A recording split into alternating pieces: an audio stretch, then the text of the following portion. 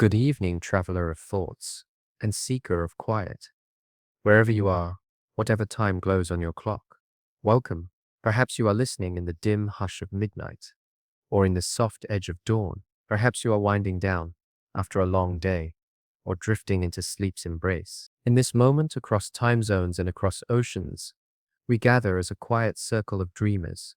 If you enjoy journeys like this, gentle explorations of mystery, science, and imagination, you are invited softly to stay with us, to join this community of curious minds who listen not only for knowledge, but also for wonder. No pressure, no urgency, only if it feels right, like settling into a favorite chair. Now, let us turn toward tonight's question. Our world, as we know it, is shaped by a single cataclysm. Nearly 66 million years ago, an asteroid's impact, so vast it darkened the skies and silenced the great reptiles of Earth. That extinction cleared the stage for mammals to rise, and eventually for humans to emerge. Every city, every story, every dream we now share exists because of that event. But what if it never happened? What if the asteroid missed and the dinosaurs endured? Imagine a world where colossal sauropods still roamed plains, where raptors watched from the shadows of forests, where seas were alive with leviathans of tooth and fin. Imagine a world where mammals never rose beyond the margins, their ambitions stifled beneath reptilian dominion. This is not simply a flight of fantasy. It is a lens through which to consider how fragile reality is, how small events can ripple across millions of years. Tonight, we will walk softly through that alternate Earth, blending what science knows with what imagination dares. Perhaps, in doing so, we glimpse both the world that was and the world that might have been. 66 million years ago, our planet turned beneath skies filled with creatures that had reigned for more than 150 million years. Dinosaurs of every shape and size, towering sauropods, armored stegosaurs, swift raptors, massive tyrannosaurs, dominated landscapes across every continent. The seas teemed with marine reptiles, and the skies carried the shadows of great pterosaurs. It was a world in balance, resilient, and unimaginably diverse. Yet it was also a world poised on the edge of catastrophe, though no creature alive could have known it. The cataclysm began far away, in the silent darkness of space. A rock roughly 6 miles wide, insignificant in cosmic scale, yet devastating in potential, traveled on a collision course with Earth. It was a wanderer, likely dislodged from the asteroid belt by gravitational nudges, tumbling endlessly until fate aligned its path with ours. In a universe filled with motion, randomness, and chance, this single trajectory would decide the course of life on Earth. When the asteroid struck the shallow waters near the Yucatan Peninsula, it unleashed forces greater than all the world's nuclear weapons combined. The impact carved out a crater more than 90 miles wide and nearly 20 miles deep, what we now call Chicxulub. The explosion vaporized rock, blasted mountains of debris into the atmosphere, and ignited forests thousands of miles away. The very crust of the Earth rippled from the blow. The immediate devastation was only the beginning. Shockwaves raced across continents. Tsunamis hundreds of feet high surged through oceans, sweeping coastlines clean. Within hours, firestorms raged across vast territories, sparked by falling embers and superheated air. The planet, once alive with color and sound, descended into chaos. But the longer shadow of the asteroid lay in the atmosphere. Dust, soot, and vaporized rock filled the skies, blocking sunlight. Days turned to twilight. Photosynthesis faltered, plants withered, food chains collapsed, temperatures plunged, first in darkness, then soared again as greenhouse gases trapped heat. It was not one disaster, but many, layered, relentless, unfolding over years. And so, the dinosaurs, masters of the Mesozoic, fell, not in a single night, but through cascading collapse. The giants who had weathered previous extinctions, who had adapted to shifting continents and changing climates, could not withstand this species by species. They disappeared until the thunder of their footsteps was no more. Yet not all perished. Some small creatures found refuge in burrows, rivers, and niches. Crocodilians endured, their resilience honed by adaptability. Tiny mammals survived, their small size and varied diets granting them a chance. And from within the dinosaur lineage itself, a few feathered survivors took to the skies. These were the ancestors of modern birds, the last living dinosaurs, inheritors of a vanished world. The evidence of this catastrophe is written in stone. Across the globe, a thin layer of sediment rich in iridium, a metal rare on Earth but common in asteroids, marks the boundary between the Cretaceous and the Paleogene. This iridium layer is the fingerprint of the impact, a silent testimony to the day the world changed. Below it lie the fossils of the age of dinosaurs. Above it, the remains of mammals that would rise to prominence. A single line of rock separates one world from another, and here lies the great contrast. Without the asteroid, this layer would not exist. The Chicxulub impact is the ultimate branch point in history, a fork that reshaped destiny. Had the rock missed, dinosaurs may have continued their reign. Mammals, then tiny and obscure, might never have risen beyond the undergrowth. Humanity, as we know it, might never have come to be. The thought is humbling. Our existence may hinge not on inevitability, but on cosmic accident. A chance alignment in the heavens may have opened a path for us, clearing away giants who otherwise would have kept us in the shadows. The asteroid is both destroyer and benefactor, both calamity and opportunity. In this realization, we see the fragility of life and the strangeness of fate. A single day, a single impact, turned Earth from the planet of dinosaurs into the planet of mammals. And in imagining the alternative, an Earth where the impact never came, we open a door into speculation, into a world that might still echo with the calls of reptiles beneath alien skies. The Chicxulub impact was not the first asteroid to strike Earth, nor would it be the last. Yet its timing, its size, and its effects made it uniquely transformative. Paleontologists sometimes call it the reset button of life, a moment when one chapter ended abruptly and another began. Before it, dinosaurs filled nearly every niche. After it, mammals seized the chance to diversify. This transition was not gradual but sharp, a dividing line written across fossils and sediments. To grasp the magnitude of this, consider that dinosaurs had survived for more than 150 million years. They endured volcanic upheavals, shifting continents, and climate swings. Their adaptability was remarkable, their dominance unmatched. Yet a single event, measured in hours and days, swept them aside. It reminds us that power in nature does not guarantee permanence. Survival often hinges on luck as much as strength. Scientists piece together the story of Chicxulub through decades of detective work. At first, theories about dinosaur extinction ranged from disease to volcanic eruption. Then, in the late 20th century, researchers Luis and Walter Alvarez discovered the global iridium layer, a strange anomaly that hinted at extraterrestrial origins. Their bold claim that an asteroid impact caused the extinction sparked fierce debate. Over time, evidence mounted, shocked quartz grains, tektites formed from molten rock, and finally the discovery of the vast crater itself, buried beneath Mexico's Yucatan Peninsula.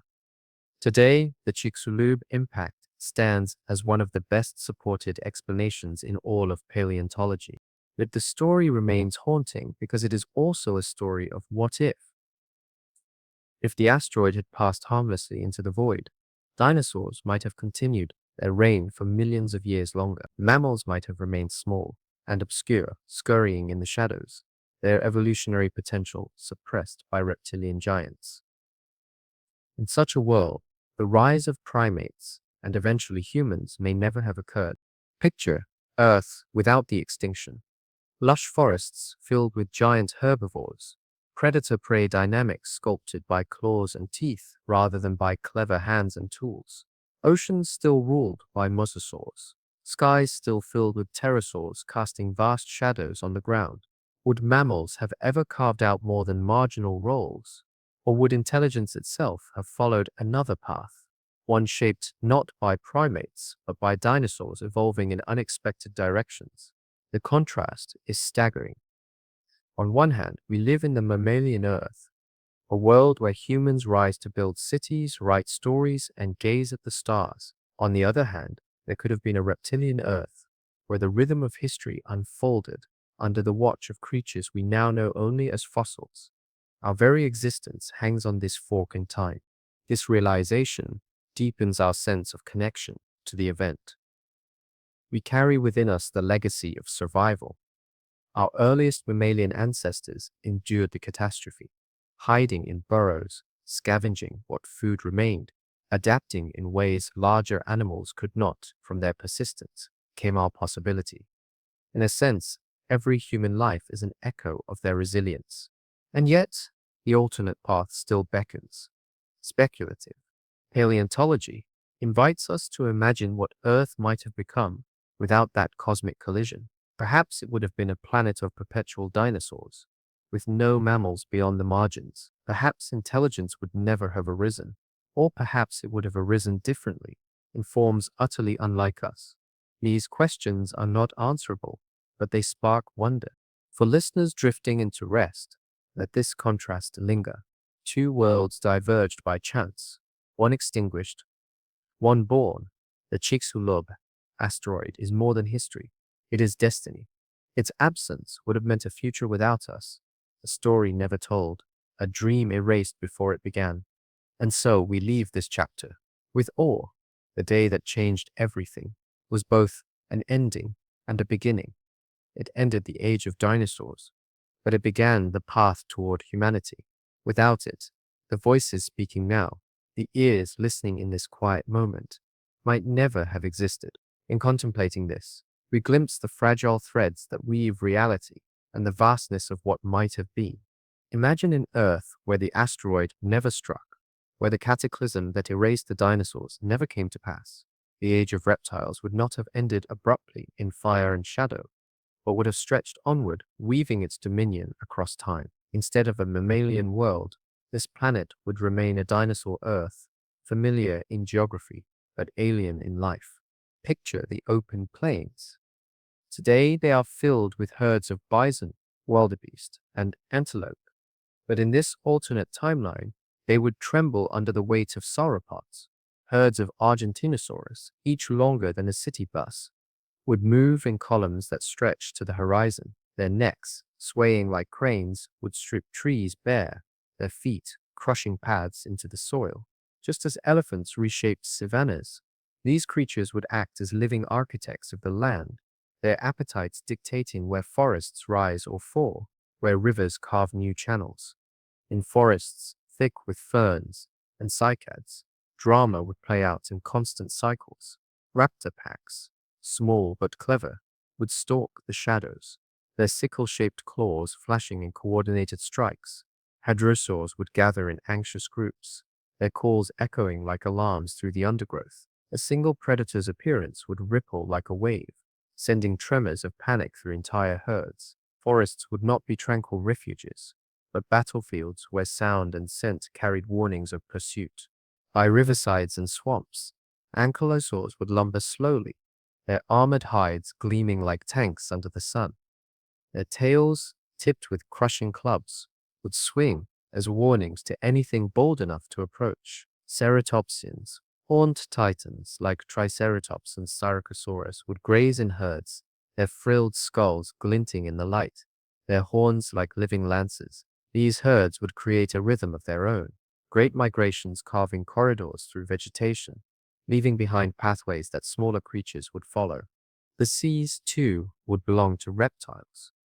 Mosasaurs, serpentine and powerful, would hunt like wolves of the ocean, gliding silently before striking with explosive power. Ichthyosaurs, their long necks bending like serpents, would snatch fish from shimmering schools. Sharks would remain predators, but no longer unrivaled. They would share their dominion with these reptilian leviathans, their place diminished in the shadow of larger hunters. Whale song would never fill the oceans. Instead, the seas would echo with the silent glide of reptilian giants. Above, the skies would darken with wings. Pterosaurs, from the size of sparrows to the size of aircraft, would dominate aerial spaces.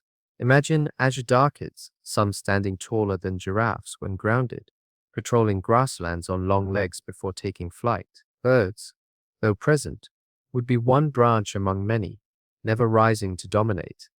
Their songs might be drowned beneath the calls of other flying reptiles, their role reduced to background players in a crowded sky. Such a biosphere would alter the very feel of existence. The flow of energy through ecosystems would be immense, channeling through creatures that demanded tons of vegetation daily. The cycle of life would tilt toward gigantism, requiring constant balance between predator and prey, grazer and greenery. Mammals, if they endured at all, would remain marginal. Tiny insectivores, nocturnal burrowers, or furtive climbers. No great mammalian radiations would occur. Primates might never have appeared. Consider the implications for climate and landscape. Dinosaurs shaped their environments on scales larger than any mammal could. The spread of grasses, which fueled the rise of grazing mammals in our timeline, may never have taken hold. Ferns, cycads, and conifers would remain dominant. Grasslands as we know them, with their vast rolling horizons, might not exist. The soundscape of Earth would be utterly different. Not the lowing of cattle or the trumpeting of elephants, but the resonant bellows of hadrosaurs and the guttural calls of ceratopsians. Human history, if it ever arose, would be dwarfed by these realities. Picture early hominins venturing onto plains, not filled with gazelles, but patrolled by tyrannosaurs. How would our ancestors have hunted, gathered, or built shelters in such a world? Spears and fire may not have been enough. Would we have been forced into permanent marginality? Our ambitions cut short by reptilian supremacy. Civilization, as we know it, may never have emerged. And yet, for all its alien quality, this world would be breathtaking. Imagine standing on a hillside at dawn, watching herds of massive dinosaurs stretch across a misty valley, their silhouettes moving like mountains in motion. Imagine walking along a shoreline as pterosaurs wheel overhead, their wings catching the rising sun. The scale of life would humble us, reminding us that Earth's history is filled with possibilities far grander than our own age allows. This is the world that Chicxulub denied us, a world of continuity rather than collapse, a world where the age of dinosaurs never closed, where giants continued their reign, and where humanity, if it appeared at all, would live always in the shadow of reptilian dominion. It is not only an alternate history, but a meditation on chance. How fragile our path is, how easily the dice of fate could have landed differently. To imagine the continuation of dinosaur dominance is to picture ecosystems vastly different from our own, not only in scale, but in structure.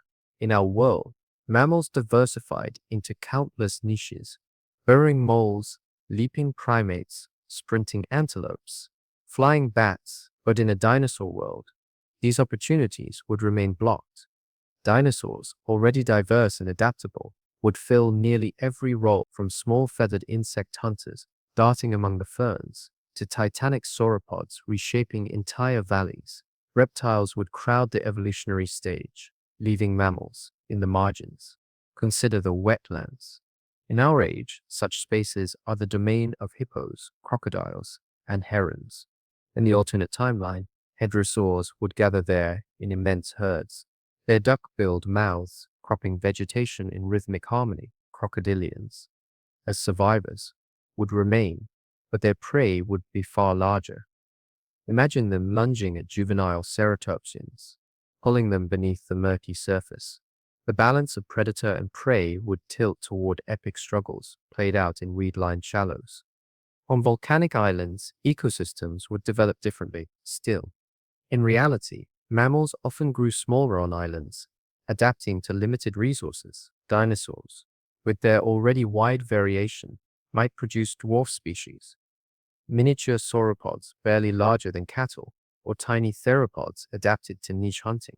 These island oddities would mirror what we see in fossils. Creatures like Euryposaurus, a sauropod reduced in scale by its insular home. The variety of such worlds would be astonishing.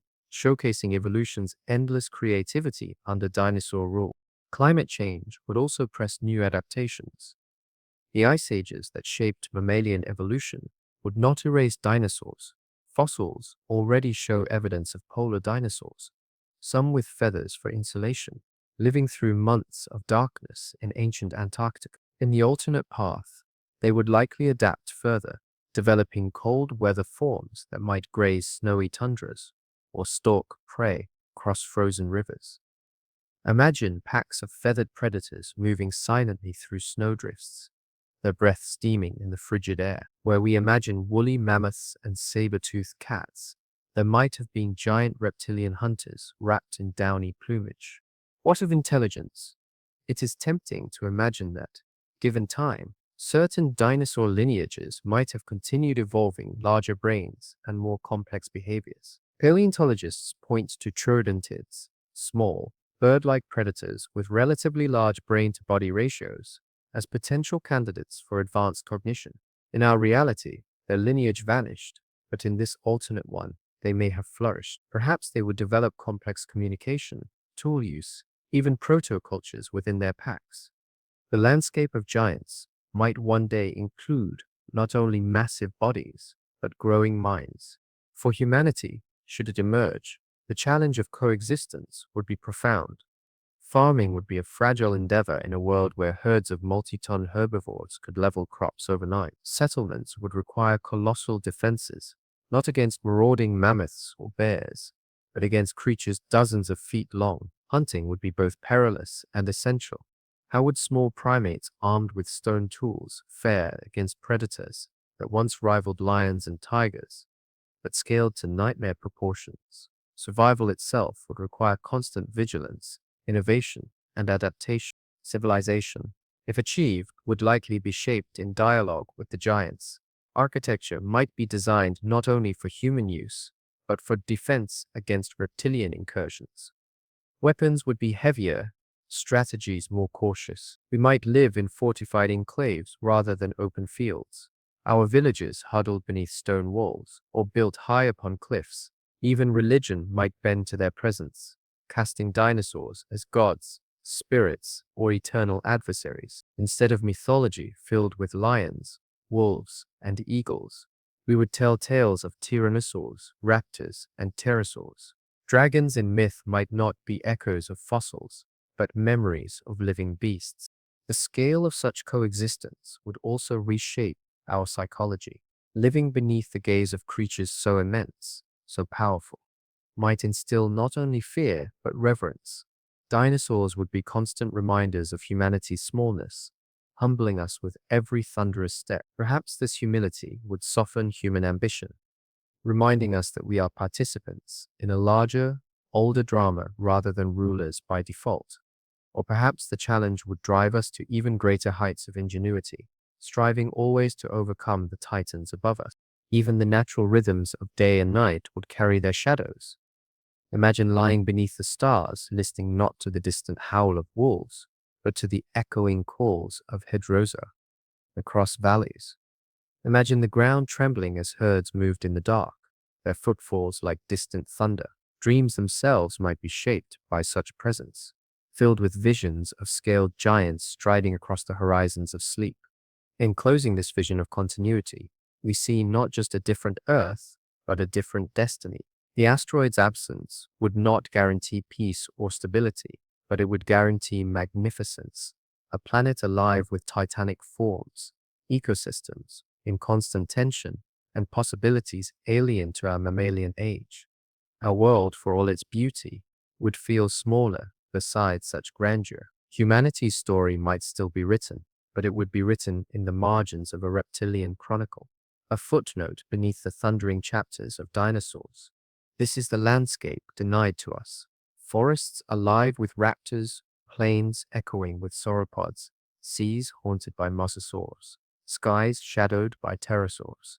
A world stranger, wilder, and more immense than ours. A world where giants never fell and where we, if we lived at all, would live forever in their shadow. When we think of intelligence, we usually think of mammals. We picture primates shaping tools, dolphins communicating across the sea, elephants mourning their dead. Our world, in truth, is the product of mammalian minds, rising to complexity. But in a world where dinosaurs never fell, intelligence may have worn a very different face. What if reptilian brains, given millions more years, had taken paths as rich and strange as our own? The fossil record already offers clues. Among theropods, the group that includes Tyrannosaurus and modern birds, some lineages displayed relatively large brains for their body size. Troodontids, in particular, stand out. These small, bird-like predators had stereoscopic vision, grasping hands, and high encephalization quotients, suggesting an unusual capacity for problem solving.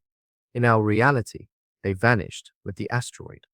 In an alternate one, they may have flourished. Over tens of millions of years, natural selection might have favored sharper cognition, more sophisticated hunting strategies, even rudimentary culture.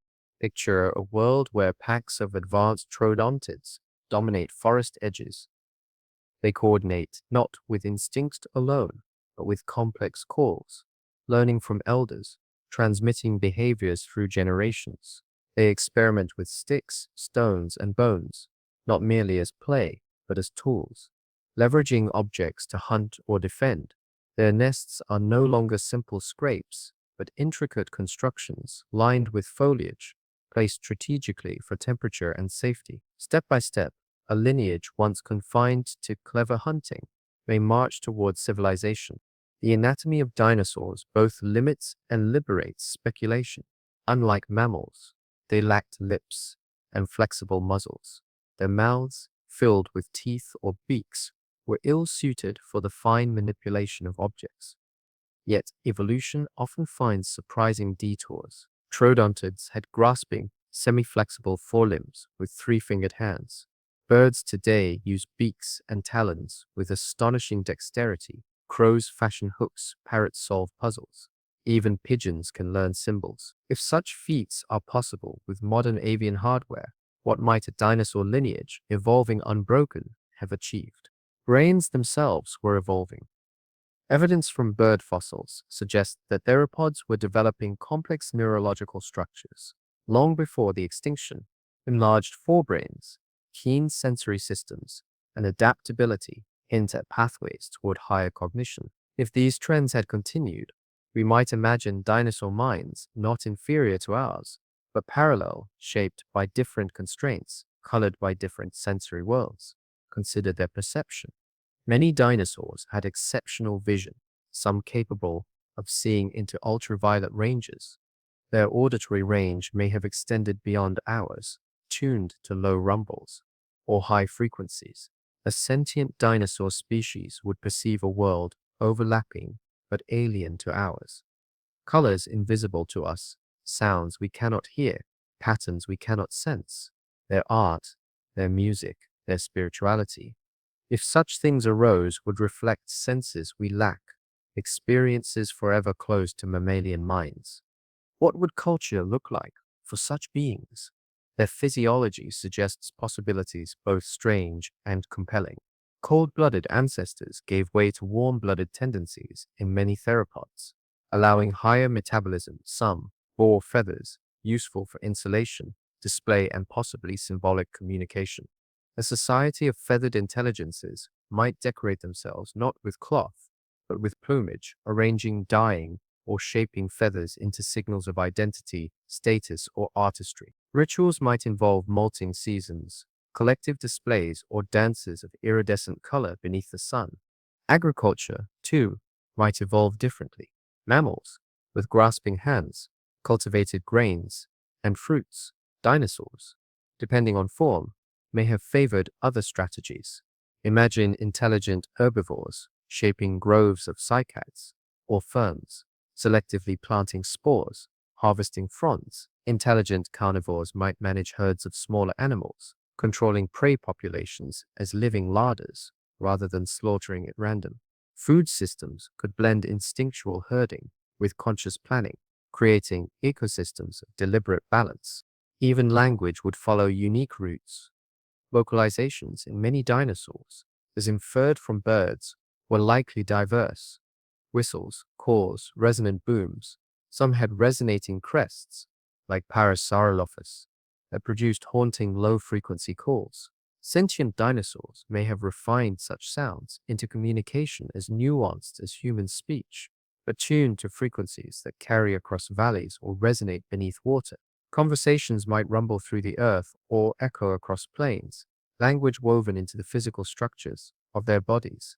If such cultures arose, technology would follow. Yet here, constraints matter. Without opposable thumbs in the mammalian sense, progress would depend on ingenuity. Perhaps their tools would be larger, cruder, shaped less for precision and more for leverage. Fire, so central to humanity, might be difficult for scaly or feathered beings to control, but where one door closes, another opens.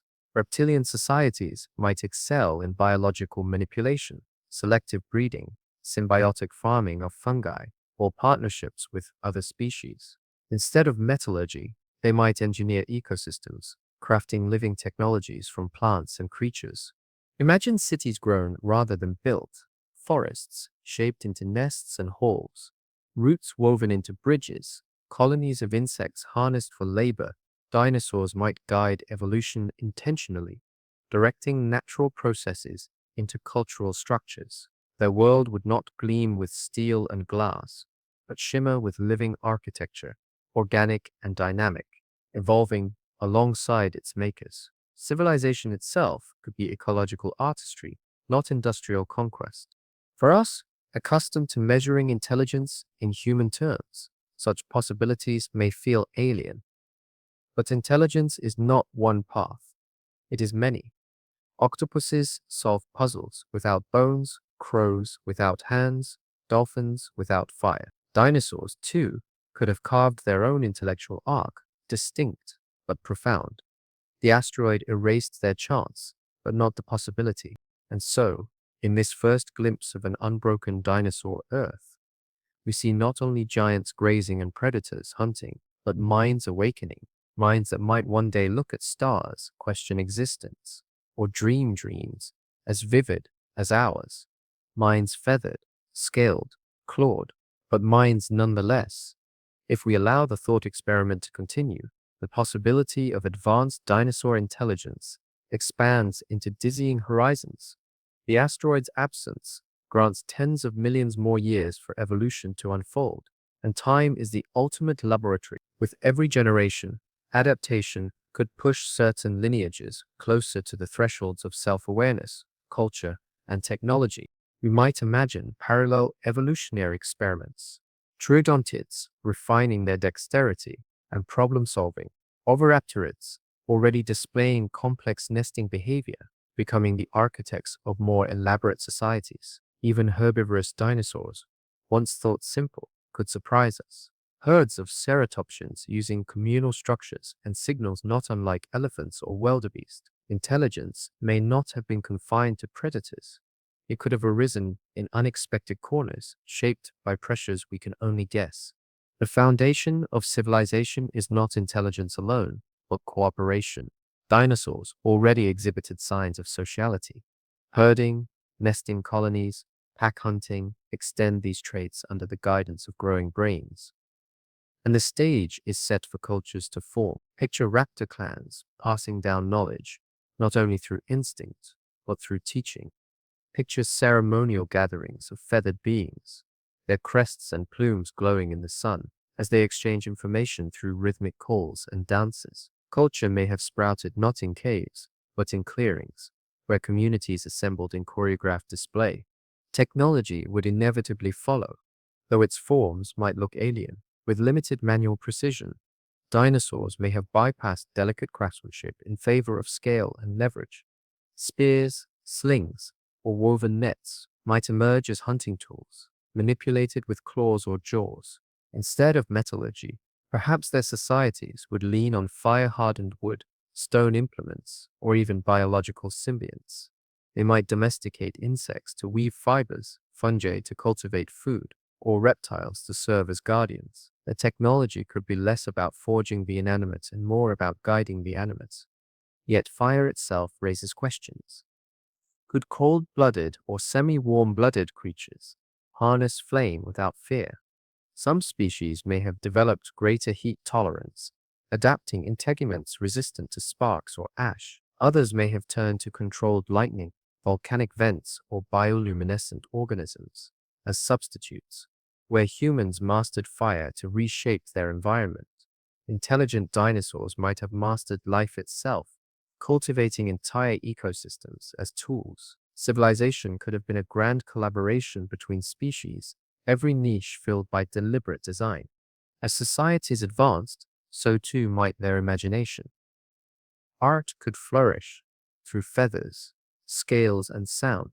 Ritual dances, coordinated across herds, could paint the landscape in waves of motion. Resonant crests and vocal chambers could transform gatherings into symphonies of low-frequency booms and high-pitched trills. Music felt in the bones as much as heard in the ears. Visual arts might take the form of plumage displays, body paints drawn from minerals, or living sculptures of carefully arranged vegetation.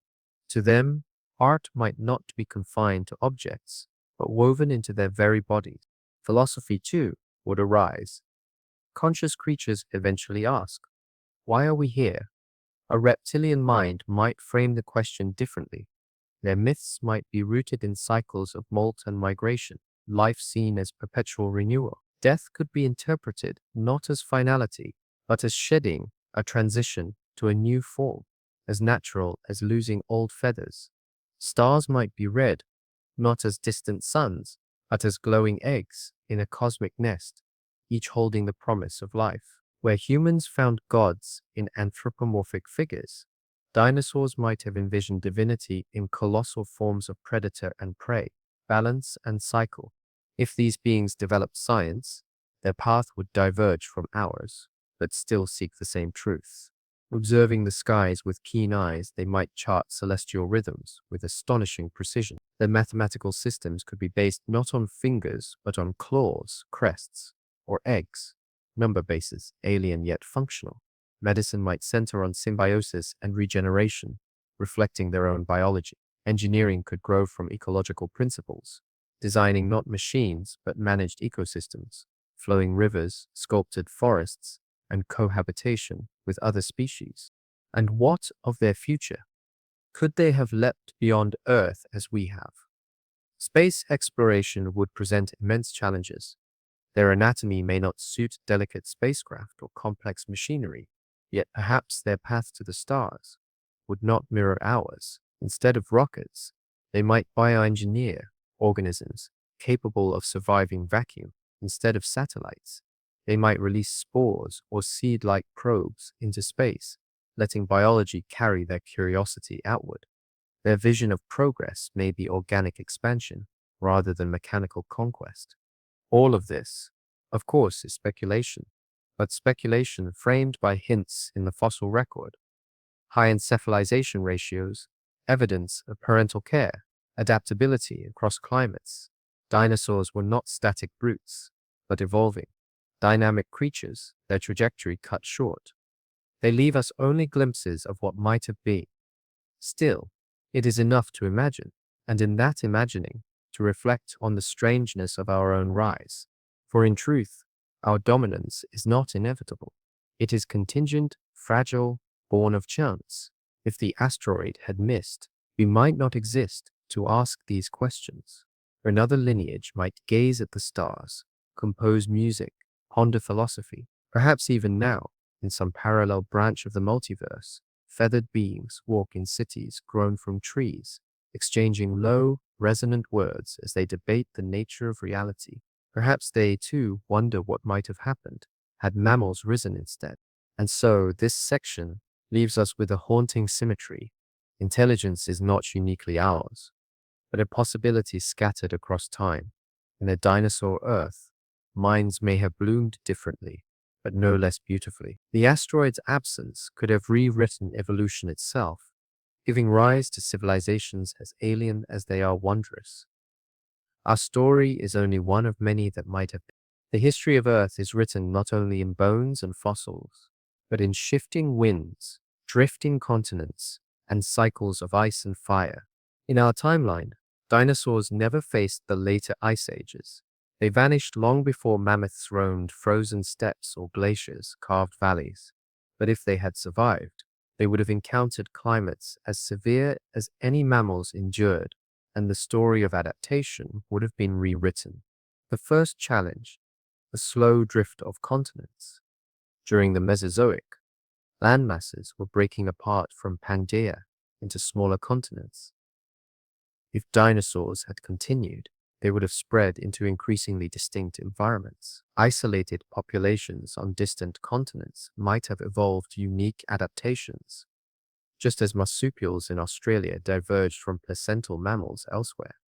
Dinosaur lineages might have splintered into regional forms, each tuned to local climates. South America could have birthed dwarf sauropods in high mountains, while northern continents hosted feathered predators in boreal forests. Climate itself would grow harsher. After the warmth of the Cretaceous, Earth cooled, entering cycles that eventually produced massive ice sheets. Could dinosaurs survive such extremes? Fossil evidence suggests yes. Already, we know of polar dinosaurs. Tracks in Australia and fossils in Antarctica reveal hadrosaurs, small theropods, and even large herbivores living in regions of prolonged darkness and cold. Many bore feathers, not just for display but for insulation. This hints at remarkable adaptability, a capacity for warmth that would serve them well in icebound epochs. Picture herds of hadrosaurs trudging across snowy plains, their bodies cloaked in downy feathers, grazing on hardy conifers. Imagine raptors hunting through forests, dusted in frost, using plumage like winter coats. Where humans later fashioned fur garments, dinosaurs might have evolved. Plumage of extraordinary density, each feather layered with oils to repel moisture and trap heat. Adaptation was already underway before Chicxulub cut their story short. In warmer intervals, they would thrive even more. Tropical belts would still swarm with colossal sauropods, their size helping them retain heat and resist predators. Ceratopsians could expand into savannas, their horns adapted not only for combat, but perhaps for thermoregulation. Crest-bearing hadrosaurs might use elaborate headgear as cooling systems, releasing excess heat in sweltering climates. Just as elephants flap their ears, dinosaurs may have wielded their frills, crests, or sails as living radiators. The interplay of cold and warmth would generate evolutionary bursts. During glacial retreats, new corridors would open, inviting migrations. During freezes, populations would shrink, forcing innovation. Over millions of years, dinosaurs could have diversified even further, from Arctic hunters to desert specialists. Some might burrow like mammals, retreating into Earth to escape extremes. Others might reduce in size, conserving energy during lean winters. The giants of the Cretaceous may have been joined by smaller, nimbler cousins, tuned for endurance rather than sheer bulk.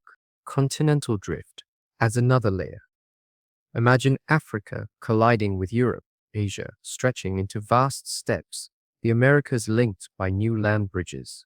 Dinosaur species would cross into fresh territories, competing, hybridizing, and adapting. Gigantic herbivores might march across tundra grasslands where bison later grazed. Predators could chase migrating herds through seasonal corridors, echoing the patterns of wolves and caribou in our age. Evolutionary arms races would continue, with horns, armor, and cunning rising in tandem. Through it all, mammals would remain secondary. In our reality, glacial cycles spurred mammalian innovation, fur coats, hibernation, cooperative hunting.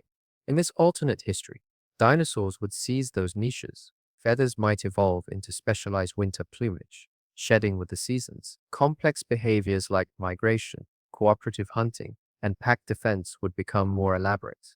By the time humans, if they appeared at all, entered the stage, they would find themselves competing not with bears and lions, but with reptilian equivalents adapted to every extreme. The resilience of dinosaurs should not be underestimated. They had already survived for over 150 million years before the asteroid struck.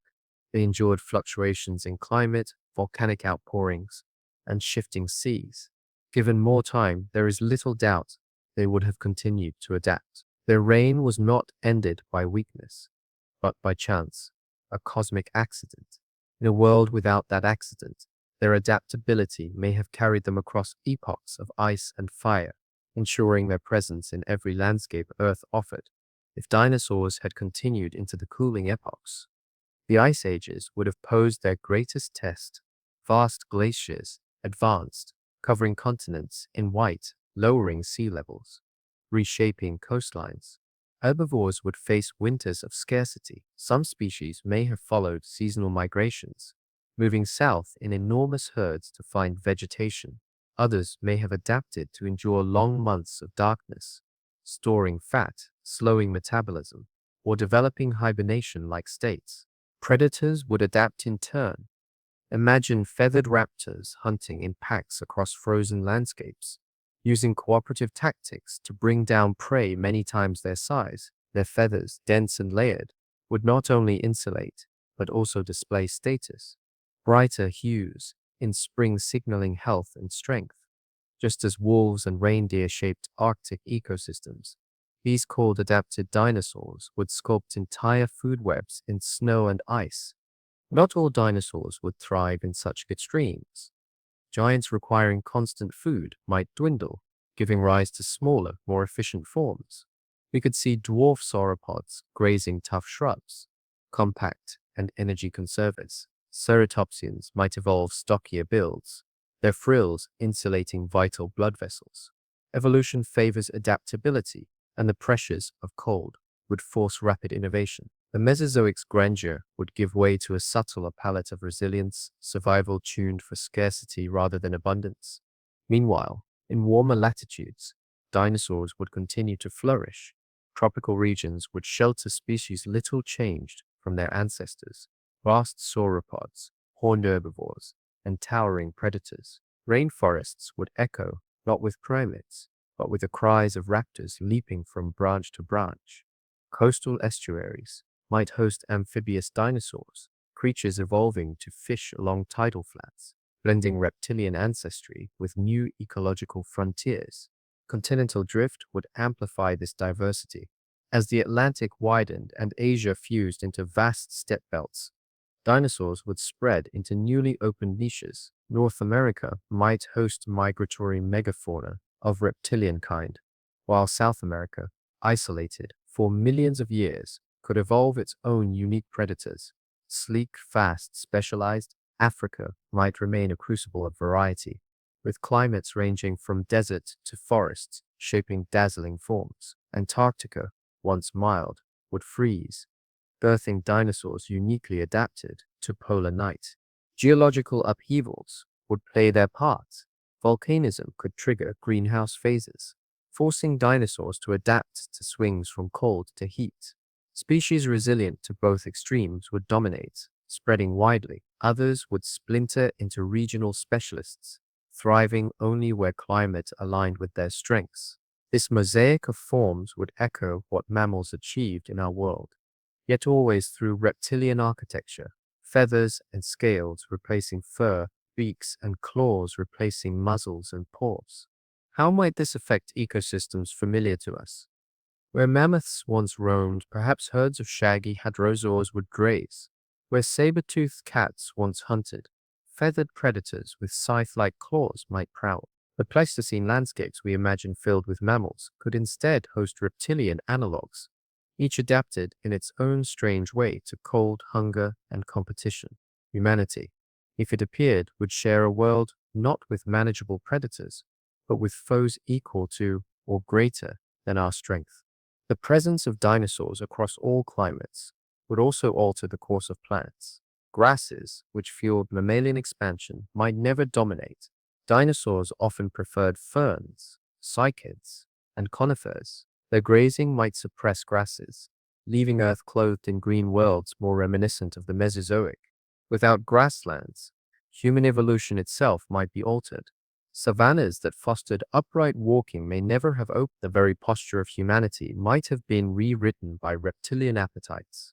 Yet adaptability cuts both ways. Just as mammals proved resilient in our world, dinosaurs could have matched or exceeded their versatility in this alternate history. They were not doomed to stagnation. They were interrupted. Given millions more years, they might have matched every ecological innovation. Mammals later displayed warm-blooded tendencies, parental care, social hunting, seasonal migrations. All these traits already existed in embryonic form. The foundation for dominance was laid, waiting only for time. In this vision, Earth remains forever reptilian. From frozen poles to tropical jungles, dinosaurs would persist, not as relics but as rulers. Each continent would tell a different story, shaped by climate, drift, and adaptation. But the theme would be the same: resilience. Where mammals once triumphed, reptiles would reign, their survival etched into every forest, plain, and ocean. Humanity's rise, if it occurred at all, would unfold under their shadow. In our own world, the asteroid's fire cleared the skies and silenced the giants, granting mammals their chance at center stage. From that opening came herds of antelope, the thunder of bison, the intelligence of primates, and eventually the voice of humanity itself. But imagine the alternate path, one in which the dinosaurs endured. In that version of Earth, mammals would never emerge into sunlight as rulers. They would remain forever in the margins, shaped by the weight of reptilian dominance. To glimpse this path, we must remember what mammals were before Chicxulub. They were survivors of modest scale, most no larger than a rat or shrew, with a few outliers approaching the size of a badger. They burrowed through soil, climbed underbrush, and foraged cautiously by night. Their diets were varied. Some consumed insects, others seeds. Still others scavenged flesh from kills they could not make themselves. Their success was not power but subtlety, not size but survival. In a world where dinosaurs never fell, that survival strategy would remain the key. The plains, dominated by sauropods, ceratopsians, and hadrosaurs, would leave little space for mammals larger than a fox. These small creatures might feed in the shadows of giants, picking insects from trampled vegetation, darting between colossal legs as herds moved. Burrows would become fortresses, dug deep to avoid the crushing weight above. In these hidden chambers, mammalian young would be raised in safety, emerging only under the cover of darkness. Forests, too, would not be mammalian havens. Raptors would stalk the understory with keen vision, while pterosaurs patrolled the skies. Early primate-like mammals, if they arose, would cling nervously to branches, never free to develop the confidence that allowed real primates to radiate in our world. Every leap among branches would carry risk. The canopy, instead of a nursery for intelligence, would be a gauntlet of danger. Mammalian forms might adapt by gliding silently, their bodies stretched into membranes like flying squirrels. Yet even this would be a strategy of escape, not dominance. Wetlands would provide another shadowed refuge. Small semi-aquatic mammals could thrive at night, feeding on insects, amphibians, and plants, while slipping into water when threatened. Some might evolve sleek otter-like bodies, or even aquatic specializations similar to modern platypuses. Yet, these adaptations would remain local. None could rise to challenge mosasaurs, plesiosaurs, or crocodilians. Mammals would be aquatic passengers in ecosystems, still ruled by reptilian lords. Over millions of years, these pressures would drive specialization. Some mammals might evolve spines, armor, or venom as deterrents. Others might enhance senses beyond anything we know today. In darkness, they could develop echolocation more widespread than in bats, or infrared vision to detect predators. Their resilience would be measured in ingenuity of form, not in the scale of their presence. They would become masters of the margins, exploiting resources overlooked by giants. Yet, their size ceiling would remain low. Dinosaurs filled the roles of grazers, browsers, hunters, and scavengers. There would be no space for mammalian elephants or whales, no evolutionary opening for apes or humans. Our ancestors might exist only as furtive insectivores, their lineages extinguished before reaching complexity. Consciousness, in the human sense, might never arise. Still, mammals would not be irrelevant. Ecosystems thrive on small actors as well as large. Insects, fungi, and plants rely on constant interaction with seed dispersers and pollinators. Mammals, in this alternate Earth, might play crucial roles in these cycles. They would be important, but never dominant, indispensable, but always overshadowed. Imagine a world where millions of years pass, yet mammals never grow beyond the size of a raccoon. The most intelligent among them might form colonies with cooperative behaviors, not unlike meerkats or prairie dogs. They might chirp, whistle, and coordinate defense strategies. Some might build intricate nests or dams, as beavers do in our reality, but these would remain pockets of sophistication, never civilizations. They would never raise monuments, never shape continents. The planet's stage would always belong to the reptiles. This alternate vision is haunting because it shrinks the human story. It suggests that we are not inevitable, but accidental, our rise contingent on cosmic chance. Without the asteroid, mammals remain whispers rather than shouts, living stories written in burrows and shadows, while the roars of dinosaurs echo across open skies. Mammals enduring, but never ruling, survivors, but never sovereigns, a lineage that persists quietly, their brilliance hidden in subtleties, their destinies confined to the edges of possibility. If mammals had remained suppressed under dinosaur rule, their evolutionary arc would still unfold, but on scales and in directions unfamiliar to us. Evolution thrives on constraint, often producing astonishing outcomes when forced into narrow spaces. In this alternate Earth, mammals might still diversify, but always under ceilings imposed by reptilian dominance. Their story would be one of persistence, ingenuity, and quiet adaptation, never of planetary conquest. Consider size first. Mammals would not vanish entirely, but they would never grow into elephants, whales, or apes. The largest might approach the scale of modern foxes or small dogs. Larger forms would be rare and vulnerable, hunted relentlessly by theropods or competing directly with smaller dinosaurs. Natural selection would favor modest bodies, nimble movements, and rapid reproduction. Generations would pass quickly, allowing mammals to adapt at speed, but only in the underbrush of ecosystems ruled by giants. From this vantage, their evolutionary niches become clearer. Some lineages would refine burrowing to extraordinary degrees. Imagine networks of tunnels stretching for miles beneath plains, sheltering colonies of insectivores from predators above. These subterranean mammals might develop complex societies underground, communicating through vibrations or sense, raising broods in chambers safe from dinosaur eyes. Their world would be unseen but intricate, echoing with chirps and rustles in total darkness. Others would cling to nocturnal life in forests. Small primate-like creatures could emerge, but they would never leap freely by day. Their vision might extend beyond our own, tuned to starlight and ultraviolet glimmers. Their hands could evolve finer grips for harvesting insects or fruits, yet always with caution. Each movement would be shaped by fear of raptors waiting in the canopy, or pterosaurs swooping silently from above. Intelligence could bud here, but it would flower differently, turned towards stealth, memory, and escape, not invention or empire. In aquatic realms, mammals might find slightly more room. Rivers and wetlands could harbor semi-aquatic specialists, otter-like swimmers, beaver-like builders, or even dolphin-like insectivores feeding at night. Yet the seas themselves would remain closed, dominated by mosasaurs and plesiosaurs. Mammals might thrive in shallows, but the open ocean would belong forever to reptiles. No whales would sing, no porpoises would leap. Instead, mammalian splashes would remain small, quick, cautious. What about intelligence? Could mammals have still produced advanced cognition, even under constraint? Possibly. Social living favors problem solving, and cooperative defense could lead to surprisingly complex behavior. Imagine meerkat-like mammals organizing sentries and scouts, or beaver-like creatures shaping waterways for safety.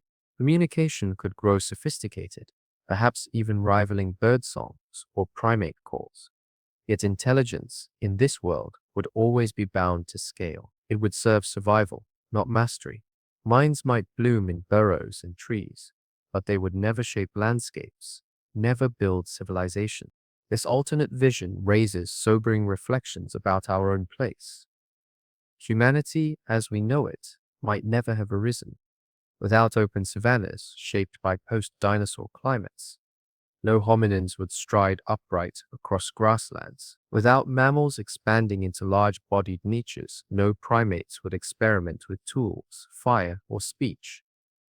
Consciousness might still flicker in mammalian brains, but it would remain a candle, never a blaze. The world would echo with dinosaur dominance, while mammalian ingenuity remained unseen, hidden in corners, never rising to reshape the earth. Yet this does not mean their story would lack meaning. Life is not measured only by dominance. Insects, though small, sustain ecosystems. Fungi, though hidden, recycle the world. Mammals, in this alternate history, would serve similar roles. They would pollinate plants, spread seeds, dig soils, and balance insect populations. Their persistence would give texture and resilience to ecosystems, otherwise dominated by colossal forms. They would be quiet custodians of balance, caretakers in shadow. Imagine walking through such a world. The thunder of sauropods shakes the ground, but beneath your feet, burrows hum with hidden life. Raptors cry from the trees, but in the canopy above, small mammals whisper and leap in secret. Oceans roar with reptilian leviathans. Yet streams trickle with furry swimmers at dusk. The stage belongs to dinosaurs, but the quiet chorus of mammals continues, threading resilience through every ecosystem. And so, Section 6 closes with a paradox. Mammals surviving not as rulers, but as shadows. Their destiny in this world is not extinction, but humility. They would endure across ages, clever, cautious, essential, but never sovereign. Our own story would not exist. Humanity would be absent, replaced perhaps by another lineage rising to intelligence, maybe even by dinosaurs themselves. Mammals in this alternate Earth remain whispers in the dark, living, thriving, but never shouting their presence into history. The idea of a dinosaur civilization may feel like fantasy, a notion fit for speculative art rather than sober reflection. Yet if dinosaurs had survived, evolving intelligence as mammals did, the possibility becomes worth exploring. Civilizations are not accidents. They arise when creatures combine intelligence, cooperation, and environment. If troodontids or other lineages advanced far enough, their societies could have been the most extraordinary civilizations the Earth would ever know. To imagine such a world, begin with scale. Dinosaurs came in immense sizes, some weighing dozens of tons, others soaring with wingspans wider than houses. Their civilizations would reflect these proportions. Cities would not resemble human settlements of narrow streets and modest houses. Instead, imagine vast clearings sculpted to accommodate giants, open plazas large enough for herds to gather, structures reinforced to withstand the weight of reptilian bodies. Architecture might grow organically, shaped by biology as much as stone. If intelligent species were feathered theropods, agile and moderately sized, their cities could resemble intricate colonies with high perches, canopy bridges, and nesting towers. For larger-bodied species, structures might be monumental earthworks, carved from soil and stone into platforms, terraces, and ridges. Where humans raised pyramids, dinosaurs might raise colossal mounds or sculpt entire hillsides into communal dwellings. Materials would matter. Without mammalian hands, fine masonry may be difficult, yet not impossible. Dinosaurs with strong beaks and claws could carve soft rock, while cooperation would make even massive movements feasible. Alternatively, they might rely heavily on natural formations, hollowing cliffs into chambers, or guiding vegetation into living shelters. Their technology may lean less on precise construction and more on grand reshaping of landscape. Consider also the question of agriculture. Humans mastered grasses, wheat, rice, maize, and turned them into civilization's fuel. Dinosaurs might never rely on grasses, which may have remained rare under their grazing. Instead, they might cultivate cycads, ferns, or conifers, managing forests rather than fields. Intelligent herbivores could shape groves of cycads for sustainable harvests, pruning and planting to ensure abundance. Intelligent carnivores might herd smaller animals, maintaining populations as living larders. Farming in this sense would be ecological engineering, blending natural cycles with deliberate management. Energy use would follow unique paths. Fire is central to human culture, yet controlling flame may have been harder for feathered or scaled beings. They might discover it, but handling fire with claws and beaks could be perilous. Instead, perhaps they would exploit geothermal vents, sunlight, or bioluminescent organisms. Imagine cities illuminated not by torches, but by colonies of glowing fungi cultivated in chambers, or by reflective minerals shaped to catch moonlight. Civilization need not mirror ours. It could thrive by harnessing the natural world differently. Social organization will be equally fascinating. Many dinosaurs lived in herds, suggesting cooperative instincts. Intelligent lineages might retain this tendency, forming collectivist societies rather than individualistic ones. Decision-making could revolve around group displays, vocalizations, or ritualized contests rather than written contracts.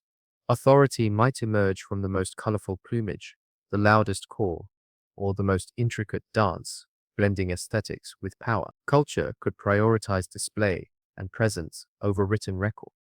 This brings us to communication. Dinosaurs already produced diverse sounds, from low-frequency booms to high-pitched cries. Some bore resonating crests that amplified calls across miles. An intelligent lineage might refine these into languages, complex yet rooted in sound and rhythm. Unlike humans who rely heavily on vision, dinosaurs might communicate through vibrations and echoes, their speech more akin to music than words. A marketplace in a dinosaur city might sound like a symphony of calls, layered harmonies forming bargains, stories, and gossip. Art, too, would differ. Feathers, scales, and crests would serve as canvases. Ritual moltings could mark communal festivals, with individuals adorning themselves in pigments made from crushed minerals or plants. Sculptures might be less about permanence and more about performance, ephemeral arrangements of vegetation, feathers, and stones. Songs and displays would form the core of cultural expression, ephemeral but deeply resonant. The sheer presence of size would redefine civilization itself. Imagine walking through a dinosaur metropolis. Herds of intelligent herbivores move slowly through broad avenues, their heads towering above. Smaller, agile species dart among them, carrying messages and goods. The air thrums with calls that resonate in your chest. At the city's edge, colossal earthworks rise like mountains, shaped into terraces for gatherings. The scale would dwarf human imagination, civilization, not of houses and huts, but of landscapes sculpted into community. Even technology, limited by anatomy, might surprise us. Beaks and claws lack our dexterity, yet necessity breeds invention. Dinosaurs might develop tools adapted for leverage and pressure rather than precision. Long sticks or crafted jaws might substitute for hands. Cooperative labor could achieve feats individuals could not. Massive stone moved by coordinated effort, or vast networks of irrigation trenches dug by herds working in unison. Their technologies would be collective, designed for group use rather than individual manipulation. Such a society, though alien, is not impossible. Insects build colonies, birds weave nests, and beavers shape rivers. Dinosaurs, with intelligence layered atop such instincts, could raise civilizations on scales unimaginable to us. Their achievements may not look like ours, but they would be no less profound. Civilization is not one path, but many, and in this world, it would be written in reptilian script across the earth itself. To continue imagining a dinosaur civilization is to explore how their world might diverge most radically from our own. Where humans build vertically with towers and cities stacked in stone and steel, intelligent dinosaurs may have built horizontally, spreading across vast terrains Their immense bodies and herd-like instincts would encourage settlements that sprawled, not clustered. Open designs, plazas wide enough for giants to move freely, and communal spaces built to echo their natural patterns of movement. Religion and spirituality would likely emerge, as they have in every intelligent species. For dinosaurs, the natural cycles of molt, migration, and season might be sacred.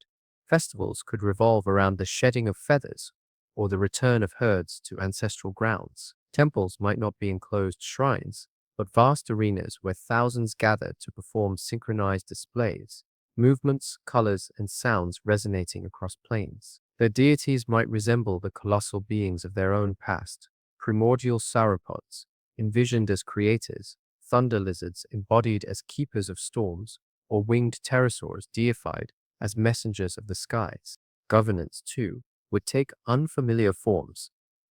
Hierarchies could be established not by wealth, but by biology and ritual. The most brightly feathered, the most resonant voiced, or the most enduring in ritual contests might rise to positions of influence instead of kings or presidents.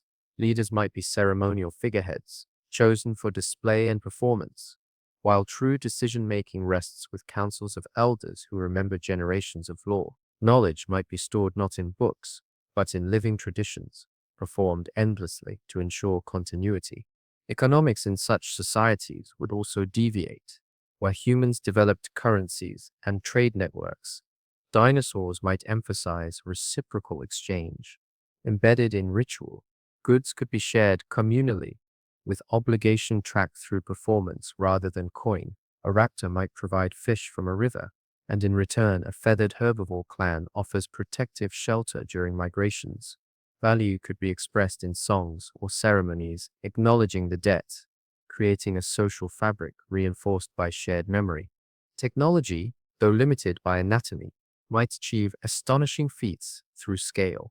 Imagine irrigation networks spanning miles, dug not by machines, but by coordinated labor. Imagine giant stone causeways shaped by herds working in unison, each individual hauling smaller loads that, combined, construct monumental pathways. Instead of delicate machinery, dinosaurs may have excelled at macro-engineering, reshaping landscapes with collective force, guided by instinct and culture. Their achievements would be massive, communal, and enduring. Consider also how their worldview might differ. With vision tuned to ultraviolet or sound ranges beyond human hearing, the perception of reality would be alien. Stars might appear, not as cold points of light, but as glowing clusters alive with invisible radiance. Their languages might resonate through infrasonic rumbles, allowing conversations across valleys. To them, the universe would be alive with signals we cannot sense. This altered perception would color their myths, their sciences, their art. Warfare inevitably would shape civilizations as well. Dinosaurs, like humans, competed for territory, mates, and resources. In an intelligent age, these instincts would become organized battles may not involve delicate weapons, but massive formations of armed herds, their bodies as much weapon as tool. Armor-plated ceratopsians might form natural phalanxes, while predators wield crude spears or coordinated ambushes. War drums in human cultures might be replaced by resonant calls and booming crests, sound used as weapon as much as intimidation. Entire landscapes could bear scars of such conflicts, trenches carved not by machines but by the passage of armies. And yet, civilizations are not sustained by war alone. Peace, trade, and cooperation would dominate the long arc. Imagine alliances between species, smaller, agile raptors serving as scouts for larger herbivores, while herbivores provide food and shelter in return. Civilizations might not be singular, but plural networks of species working together, blending strengths. Where humanity built multicultural societies, dinosaurs might build multi-species ones. Their diversity turned from rivalry into collective strength. Over time, their innovations could stretch beyond Earth. The question of space exploration arises. Could massive reptiles or agile bird-like dinosaurs reach the stars? Perhaps not through rockets in our sense, but through biology. They might cultivate organisms capable of surviving vacuum, launching spores or bioengineered seeds into space. Their space program might resemble gardens cast into the cosmos, each carrying fragments of culture encoded in life itself. In this vision, civilization would expand not as machines but as ecosystems, carried beyond their planet by design. The parallels to our own story are striking, yet the divergences are humbling. Where humans built skyscrapers, dinosaurs might sculpt mountainsides. Where we inscribed paper, they might preserve memory through performance. Where we forged steel, they might engineer living systems. Civilization in their hands or claws or wings would not be lesser, but different. A mirror showing us that intelligence does not lead only to one outcome, but many. Imagine standing at dusk in such a city. Around you, broad avenues echo with resonant calls, the air shimmering with color from feathered displays. Colossal earthworks rise like natural hills, adorned with living vegetation shaped into sacred patterns. Communities gather, not to write treaties, but to perform them. Rituals of sound and movement binding groups together in harmony. Above, pterosaurs wheel like banners, while distant fires or bioluminescent gardens glow with alien light. You would know, in that moment, that civilization is not uniquely human. It is a possibility, written into life itself. And so, in closing, the idea of dinosaur civilizations reminds us of contingency. Our story is not inevitable. Another species, another lineage, could have taken the mantle. The asteroid cleared the stage, but had it not, reptilian societies might have risen, their voices carrying across time as powerfully as ours. Civilizations of scale, grand, alien, magnificent, might have written history in a script forever beyond our understanding. Civilization, whether human or hypothetical, is not built only on intelligence. It is powered by energy, how creatures harness their environment to create light, warmth, food, and machines. For humans, the leap came with fire. Its mastery allowed cooking, protection, metallurgy, and eventually engines.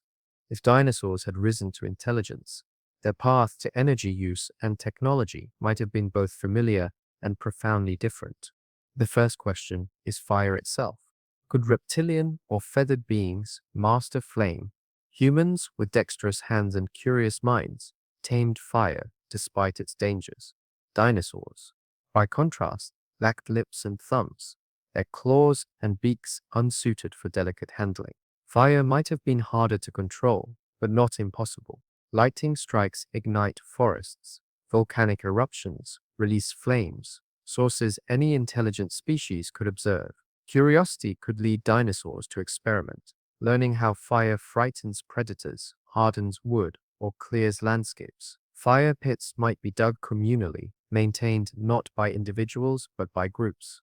What humans achieved with sparks and tinder, dinosaurs might achieve with collective effort. Yet, fire may not have been central. Warm-blooded tendencies in many theropods suggest they could regulate temperature better than mammals.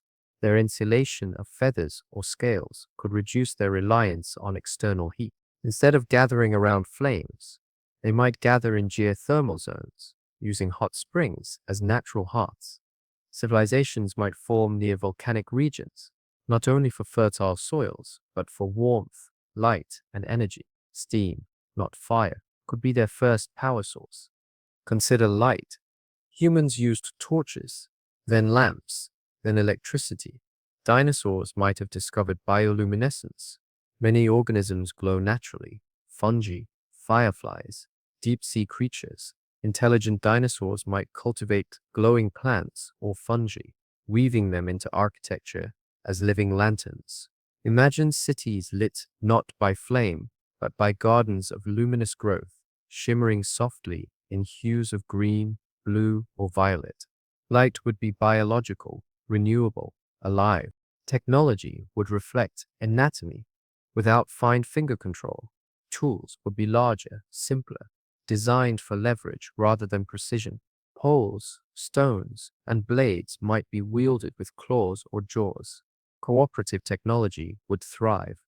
Devices operated by groups, not individuals. Think of enormous levers lifted by many, irrigation systems dug by coordinated labor, or musical instruments requiring multiple performers to produce resonant sound. Dinosaurs might invent not delicate clocks but monumental water systems, grand structures shaped through unity. Energy storage could take ecological forms. Instead of clay pots or metal batteries, dinosaurs might use living reservoirs. Imagine cultivating plants that store water and nutrients, or animals bred to provide steady energy outputs, like bioengineered oxen equivalents but scaled and reptilian. Civilization could develop through biological symbiosis, where energy is captured in ecosystems deliberately designed and maintained. This approach changes the trajectory of progress. Humans advanced through metallurgy, bronze, iron, steel. Dinosaurs may have faced difficulties reaching such stages. Smelting requires fire control, bellows, furnaces. Without dexterous hands, manipulation of ore could be limited, but intelligence finds alternatives. They might rely on stone longer, shaping obsidian blades sharper than steel. They could carve and polish minerals with natural abrasives, producing tools functional enough for millennia. Eventually, other pathways might emerge. Pressure, sound, and heat could be harnessed without smelting. Volcanic stone might serve as natural building blocks, durable and strong. Giant shells, bones, and scales could be repurposed into armor and tools. Dinosaurs might develop organic technologies where humans pursued inorganic. Their world could be more sustainable, less reliant on burning, more attuned to cycles of life. Energy for transport poses further questions. Humans tamed horses, built wheels, and developed engines. Dinosaurs themselves might fulfill such roles. Herbivorous lineages could be domesticated, trained to carry or pull. Raptors might serve as guardians or couriers. Transportation networks might rely on living power rather than mechanical. Civilization could hum with motion powered by muscle, not engines, at least for ages longer than ours. Eventually, however, the pursuit of efficiency would press new solutions. Water power could be harnessed, rivers diverted through carved channels to turn massive mills. Wind, too, might be discovered, with sails adapted to reptilian scale. Even if metallurgy lagged, such mechanical systems could reach sophistication. Imagine massive wind harvesting towers shaped not of iron but of carved stone and reinforced bone. Their science of energy might extend to sound and vibration. Dinosaurs with resonating crests already produced powerful calls. They might experiment with acoustics, discovering ways to amplify or direct sound. As a tool, entire cities could hum with resonant frequencies, used for communication, rituals, or even practical energy transfer. Where humans mastered electricity, dinosaurs might master resonance, an energy source invisible but potent, felt in the bones and harnessed in ways beyond our current imagination. This first half of their technological journey shows us the alien yet plausible, a civilization not of sparks and wires, but of heat, water, sound, and life. A world powered not by combustion, but by ecosystems deliberately shaped into living machines. If the first steps of dinosaur technology leaned on biology, resonance, and collective effort, then the later stages of their progress would reflect long arcs of refinement.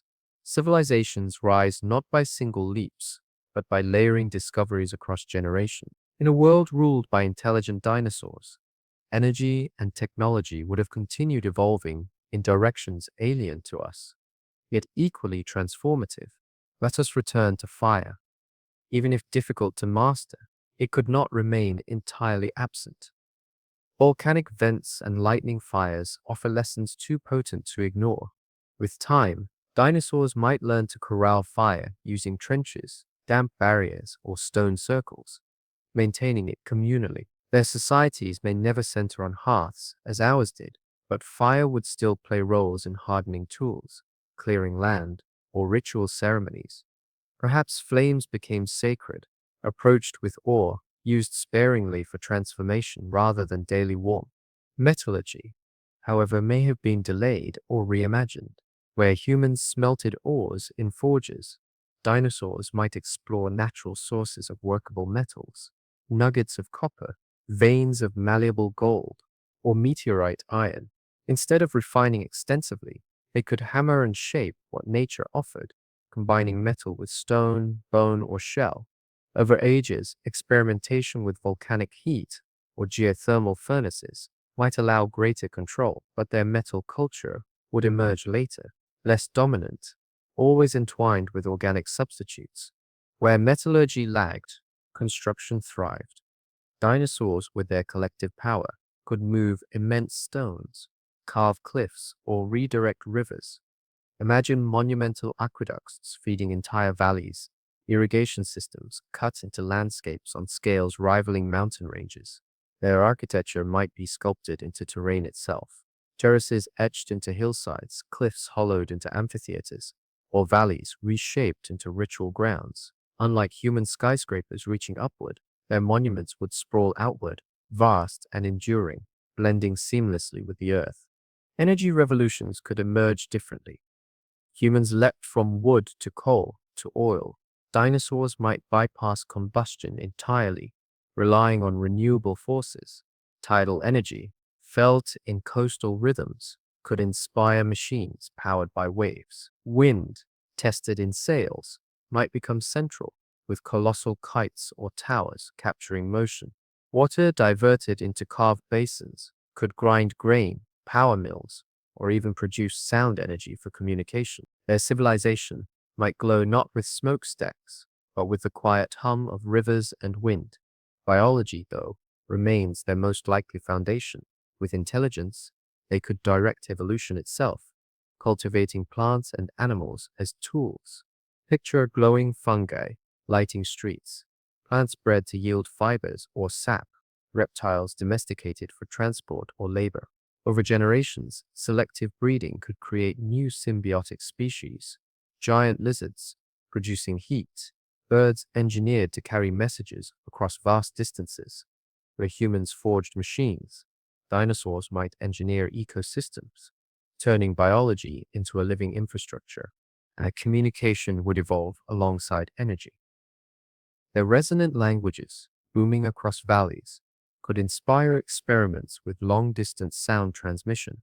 Instead of wires and electricity, they might build massive acoustic towers relaying signals through resonance. Later, perhaps, they would discover magnetism or simple currents, but their priority might remain sound and biology. Entire networks could function like living telegraphs, herds positioned at intervals, passing calls amplified by shaped horns or resonating chambers carved into stone.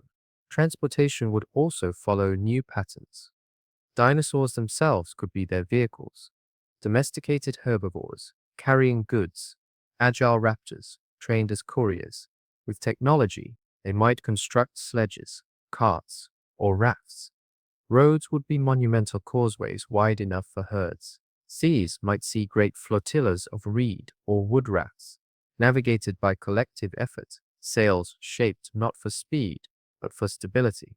Civilization would spread slowly but steadily, its pulse measured by muscle and wind, not engines. Eventually, curiosity would push them further. The study of stars, rhythms of tides, and cycles of life would inspire scientific traditions. Without heavy reliance on metallurgy, they might emphasize mathematics, astronomy, and biology over mechanics. Their sciences could be less industrial and more ecological, understanding patterns, predicting seasons, balancing populations. Where humans split from nature, dinosaurs might bind themselves to it, cultivating harmony rather than extraction. Their technology could remain sustainable for millennia, avoiding some of the crises humanity faces today. Still, progress breeds ambition. Advanced civilizations, even reptilian ones, seek new horizons. Perhaps they would discover electricity, experimenting with lighting or electric fish. Perhaps they would create living machines, hybrid organisms, engineered for labor or art. Their power plants might be orchards, their factories forests, their lights gardens glowing in bioluminescent blue. In this vision, technology would look alive, pulsing, fragrant, and strange. And what of their ultimate energy revolution? For humans, it was fossil fuels, then atoms. For dinosaurs, it might be solar or geothermal, discovered early and refined deeply.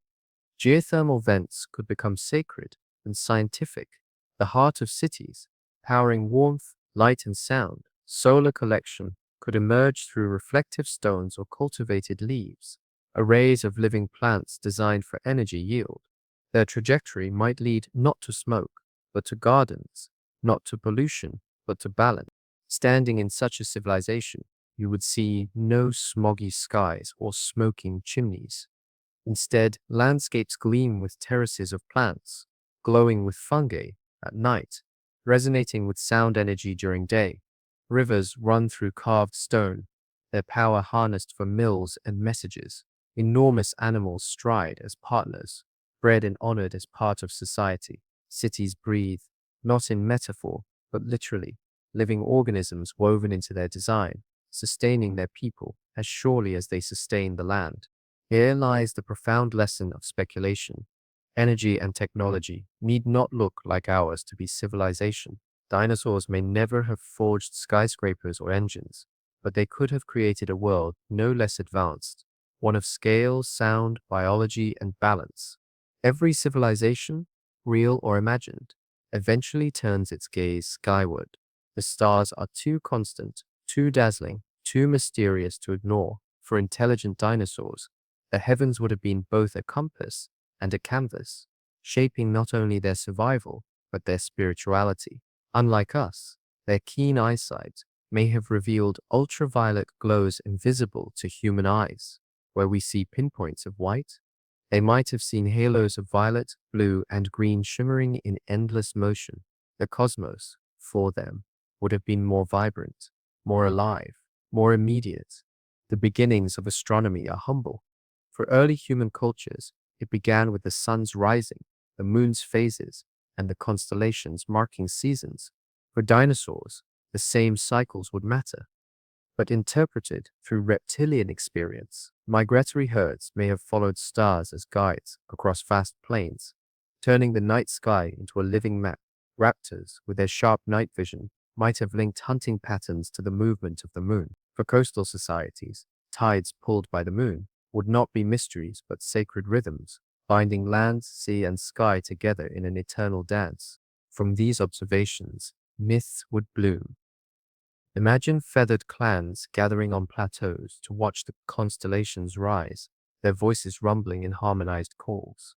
Stories would be told of giant sauropods stepping across the heavens, their tails sweeping paths of stars. Comets could be interpreted as fiery predators streaking across the night to strike their quarry. The Milky Way might be a river of eggs, each glowing with the promise of new life flowing across eternity. These myths would not merely explain the skies, they would connect societies to a larger cosmic order, reinforcing their sense of belonging to cycles greater than themselves. Mathematics would soon follow myth. Dinosaurs, perhaps counting with claws, teeth, or eggs, could develop number systems not in base 10, but in base 3, 4, or 12. Patterns in lunar phases, eclipses, and planetary movements would crystallize into predictions. A lineage with migratory traditions might note how constellations return to the same positions year after year, using them to mark calendars for planting cycads, migrating herds, or conducting rituals. Where humans built stone monuments aligned with solstices, dinosaurs might carve entire hillsides into terraces that shadow or shine in rhythm with equinox light. Their mathematics would be embodied in landscapes themselves. Tools for observation might evolve differently. Without hands as delicate as ours, they may not build telescopes in our sense, but they could fashion large stone apertures, angled corridors, or reflective pools to amplify skywatching. Picture broad plazas where water is smoothed into mirrors, reflecting constellations for communal observation. Imagine carved horns or resonating chambers amplifying the sound of celestial rituals, so that watching the stars becomes a sensory experience of sight, sound, and vibration. This cosmic orientation would spill into daily life. Navigation by stars could expand trade and travel. Raptors might carry messages between distant cities by night. guided by constellations. Seafaring dinosaur societies could sail vast rafts, their courses charted by planetary wanderings. Unlike human explorers relying on sextants, they could rely on ultraviolet cues invisible to mammals, granting them uncanny accuracy. The ocean under their gaze would become not a void, but a highway lit by the stars. Contrast this with our human path. We used stars to measure, to conquer, to map, to extend dominion. Dinosaurs, rooted in ecological consciousness, might instead emphasize harmony. The heavens could be seen as part of the same cycles that governed feathers, molts, and migrations. To them, to track the stars might be less about control and more about belonging, to be a part of cosmic migration rather than masters of it. Their science would be intertwined with myth, less divided than ours, each supporting the other as natural companion. In this alternate Earth, the first age of dinosaur astronomy would culminate in culture. Songs composed to mirror constellations, dances mimicking lunar cycles, massive gatherings at solstices where entire herds participated in synchronized calls, the sound carrying for miles, echoing the turning of the heavens. Each celestial event would be an occasion for ritual, blending utility with wonder, precision with poetry, the cosmos as mirror, myth as guide, mathematics as rhythm. Dinosaurs would not only look up at the stars, they would weave them into every part of their civilization. Their gaze at the night sky would shape their calendars, their journeys, their sciences, and their souls. If the first age of dinosaur astronomy was myth and ritual, the second would be science and exploration. Curiosity never rests, and once patterns are observed, questions follow. Why does the moon wax and wane? Why do planets wander against the fixed stars? Why does an eclipse darken the sun? For intelligent dinosaurs, these mysteries would become frontiers of knowledge, sparking debates and experiments that deepen their understanding of the cosmos. Their sensory gifts would aid them. With ultraviolet perception, they could see star clusters and nebulae in ways human eyes cannot. Night skies would glow with detail invisible to us, offering more data, more beauty, more inspiration. They might discover the structure of the Milky Way earlier than humans did, perceiving its diffuse bands with clarity. Comets, auroras, and meteor showers would not be fleeting curiosities, but constant reminders of a dynamic sky. Every celestial event would feed a growing scientific tradition. Instruments would evolve to support this pursuit. Without hands for fine lenses, dinosaurs might focus on large-scale devices, carved stone observatories aligned with planetary cycles, reflective pools engineered with precise angles, turning water into celestial mirrors, resonating chambers designed to amplify the sounds of eclipses and meteor storms, transforming observation into communal experience. Astronomy for dinosaurs would be both practical and performative, rituals blending seamlessly with data collection. Mathematics would refine their predictions. Calendars would expand from seasons into centuries, marking not only migrations, but eclipses and conjunctions. Trade networks might synchronize around celestial cycles, uniting distant societies under shared cosmic time. Knowledge keepers, elders or priest scientists, would preserve sky lore through song and display. Instead of written books, living libraries of performance would encode astronomical insights, ensuring they survived across generations. Memory itself would be a scientific tool. Navigation would become increasingly sophisticated.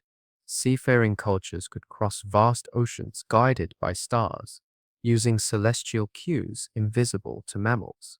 Planetary alignments might serve as markers for long-distance exploration. Entire fleets of rafts or reed ships could traverse seas, not with compasses, but with ultraviolet constellations mapped meticulously in collective memory. In this alternate history, the age of exploration may not be fueled by steel and gunpowder, but by feathers, stars, and song. Cosmology would emerge next. The question of what stars are, fires, spirits, eggs, or distant suns would divide thinkers. Some might see them as eternal nests, glowing with unborn life. Others, observing their regularity, could argue they are worlds like their own, too far to reach.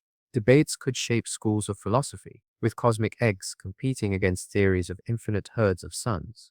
Their myths would evolve alongside evidence, neither erased nor replaced, but blended into a worldview both scientific and spiritual. Inevitably, curiosity would push further. Could the heavens be reached? Could the glowing eggs of the sky be touched? Without metallurgy, rockets as we know them may never arise. But dinosaurs might imagine biological pathways instead. They could engineer spores, seeds, or even symbiotic organisms designed to drift upward, carried by winds, perhaps even into space. For them, exploration may not be mechanical, but ecological, sending life outward, planting gardens among the stars. Their civilizations might develop philosophies centered on belonging rather than conquest. Where humans dreamed of colonizing space, dinosaurs might dream of extending ecosystems into it. Their cosmic ambition could be less about planting flags and more about weaving life into every niche the universe allows. Nebulae could be imagined not as barren gas clouds, but as fertile fields, awaiting the right seed to bloom. In such a worldview, space is not hostile, but promising, an extension of Earth's cycles. Contrast again with our story. Humans split science from myth, often setting reason against belief. Dinosaurs, with their rituals of resonance and communal observation, may never make that sharp division. Myth and science could remain intertwined, each reinforcing the other. Eclipses might still be sacred, even as they are predicted with precision. Stars might still be spirits, even as they are charted mathematically. Their cosmos would be richer, layered, alive in ways our bifurcated traditions rarely allow. In the long arc of such a civilization, the cosmos would not be a frontier of conquest, but a mirror of destiny. They would see themselves in the stars not as rulers, but as participants. Every migration reflected in constellations, every season mirrored in lunar cycles, every song echoing cosmic rhythms. Their gaze upward would not diminish their bond with Earth, but strengthen it, reminding them that the universe itself is a larger nest, an endless sky into which all beings are hatched. And so this section closes, with dinosaurs not only surviving but thriving beneath the stars, their civilizations lit by glowing fungi, guided by ultraviolet constellations, and driven by a cosmic vision both strange and beautiful. In their eyes, the universe would be not cold and distant, but warm with possibility, an eternal sky, alive with cycles, waiting to be joined. Across every continent, in cultures separated by oceans and centuries, there arise stories of dragons, serpents, and scaled monsters of immense power. China tells of sky dragons that breathe rain and bring prosperity. Europe remembers fire-breathing worms, winged terrors that guard treasures beneath mountains. Mesoamerican traditions honor Quetzalcoatl, the feathered serpent who bridges sky and earth. In Hindu cosmology, Shesha, the cosmic serpent, coils beneath the universe itself, sustaining creation on his back. Why should human imagination, across so many geographies, converge on reptilian forms? One explanation is paleontological. Ancient peoples unearthed fossil bones, massive femurs, and strange skulls that defied familiarity, unable to imagine extinct species. They placed these remains into stories: thunder lizards, serpent gods, colossal monsters. Another explanation lies in psychology. The human brain is wired to notice snakes and reptiles. Their danger left deep evolutionary imprints. What frightened our primate ancestors still lingers in us, re-emerging as myth. But perhaps the fascination with scaled titans is not only fear, it may be memory, not memory of direct experience, but memory of Earth's deep time, an unconscious echo of the age of dinosaurs. Dinosaurs ruled the planet for over 150 million years. Their reign is so vast, it dwarfs the span of humanity. Though we never walked alongside them, their presence shaped the world we inherited. Birds sing with voices of ancient theropods. Crocodiles bask as survivors of Mesozoic rivers. Fossils sleep beneath our feet. Perhaps dragons are not inventions, but subconscious reminders. In every story of wings, fangs, and scales, we glimpse shadows of a legacy too old to forget.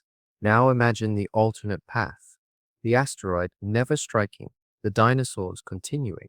In such a world, myths would not be symbolic at all. Intelligent dinosaurs, if they arose, would tell stories of ancestors that still walked beside them. Their religions might enshrine titanic sauropods as creators, predators as gods of judgment, winged pterosaurs as messengers of heaven. Where we dream of dragons, they would live among them, their myths braided with daily reality. Reverence would be less metaphor and more kinship, a theology built not on absence but on presence. This speculation connects to another frontier of thought, the multiverse. Modern physics suggests that reality may not be singular.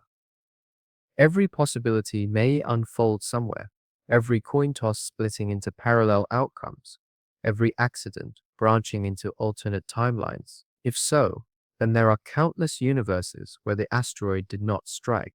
In those worlds, dinosaurs still roam, perhaps unchanged, perhaps transformed by evolution into new and stranger forms. Some universes may host feathered philosophers who build civilizations beneath alien constellations. Others may remain primal, dominated by roaring leviathans. What does this mean for our myths? Perhaps the dragon guarding treasure, the serpent tempting humanity, the cosmic reptile curled beneath creation. Perhaps these are not only symbolic, but faint resonances of realities elsewhere. The human mind, sensitive to pattern and possibility, may spin tales that are also echoes, subtle vibrations from parallel worlds. Myth, then, becomes not only memory, but prophecy, hinting at truths our own universe did not choose, but others embraced. Science approaches this with caution. The multiverse is a hypothesis, not a certainty. Physics gives us mathematics of probability, quantum branching, cosmic inflation. None prove that intelligent dinosaurs walk beneath other skies. Yet imagination thrives where certainty ends. Poets and philosophers lean into the unknown, weaving stories that science cannot yet confirm. Myth fills the space between data points, creating meaning where equations remain silent. Thus we stand between two traditions: science, precise and cautious, and myth, expansive and symbolic. Together, they create a bridge. The fossil record tells us dinosaurs lived. Myth tells us they still matter. Science imagines parallel worlds. Myth peoples them with dragons. One provides rigor, the other resonance. The union of both allows us to glimpse a reality larger than evidence alone permits. In the stillness of night, as stars turn slowly overhead, we might wonder, is there a universe where feathered dinosaurs tell stories of mammalian monsters long extinct? Is there a branch of reality where dragons are not myths, but neighbors? If the multiverse is real, then the answer is yes. Somewhere, on some world beneath alien skies, the dreams of reptiles and the myths of humans overlap, both alive, both true. Humanity has always lived with contradictions. We explain with science, yet dream with myth. Dinosaurs embody this duality. On the one hand, paleontology reconstructs them as real animals, creatures with feathers, scales, and muscles, as bound to physics as any living species. On the other, they loom in imagination as monsters, guardians, or gods. When a child pictures a dragon or a culture paints serpents across temples, they are participating in this fusion fact, transformed into symbol. In an alternate Earth where dinosaurs never fell, this duality might be sharper still. Intelligent dinosaurs could tell myths of mammals as shadow creatures, furtive beings who scurried at the edges of the world. Perhaps their legends would describe us as tricksters, ghosts of the night, unable to rise into daylight kingdoms. Just as we imagine dragons as lords of flame, they might imagine mammals as spirits of secrecy, cunning, but never sovereign. Myth mirrors environment, and theirs would have cast us in roles of the forgotten. But myths are more than reflections. They are bridges across time. The serpent of Eden, the dragon of St. George, the rainbow serpent of Australia, the Naga of India, all converge in their imagery. These stories may be symbolic, but they also point to something enduring, a fascination with beings both alien and familiar. Perhaps the human mind, in constructing these tales, was unconsciously acknowledging a truth about reality, that we are not the only possible rulers of Earth. Dinosaurs remind us that dominance is temporary, that other lineages might have worn the crown of intelligence. This thought returns us to the multiverse. If infinite branches exist, then somewhere myths are not metaphors but chronicles. In one universe, feathered beings carve constellations into cliff faces, telling stories of mammalian ghosts who never rose. In another, serpentine titans still coil through oceans, their songs reverberating through water and sky. Each branch carries its own myths, each myth its own science. The multiverse is not just physics, it is storytelling expanded across infinity. From this vantage, myth and science cease to be opposites. Science gives structure, equations of probability, models of branching time.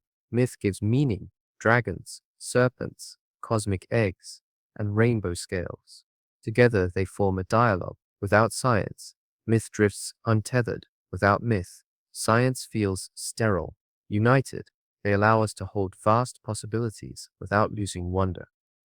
Dinosaurs, real, imagined, or possible in other worlds, become the meeting point. The deeper implication is humbling.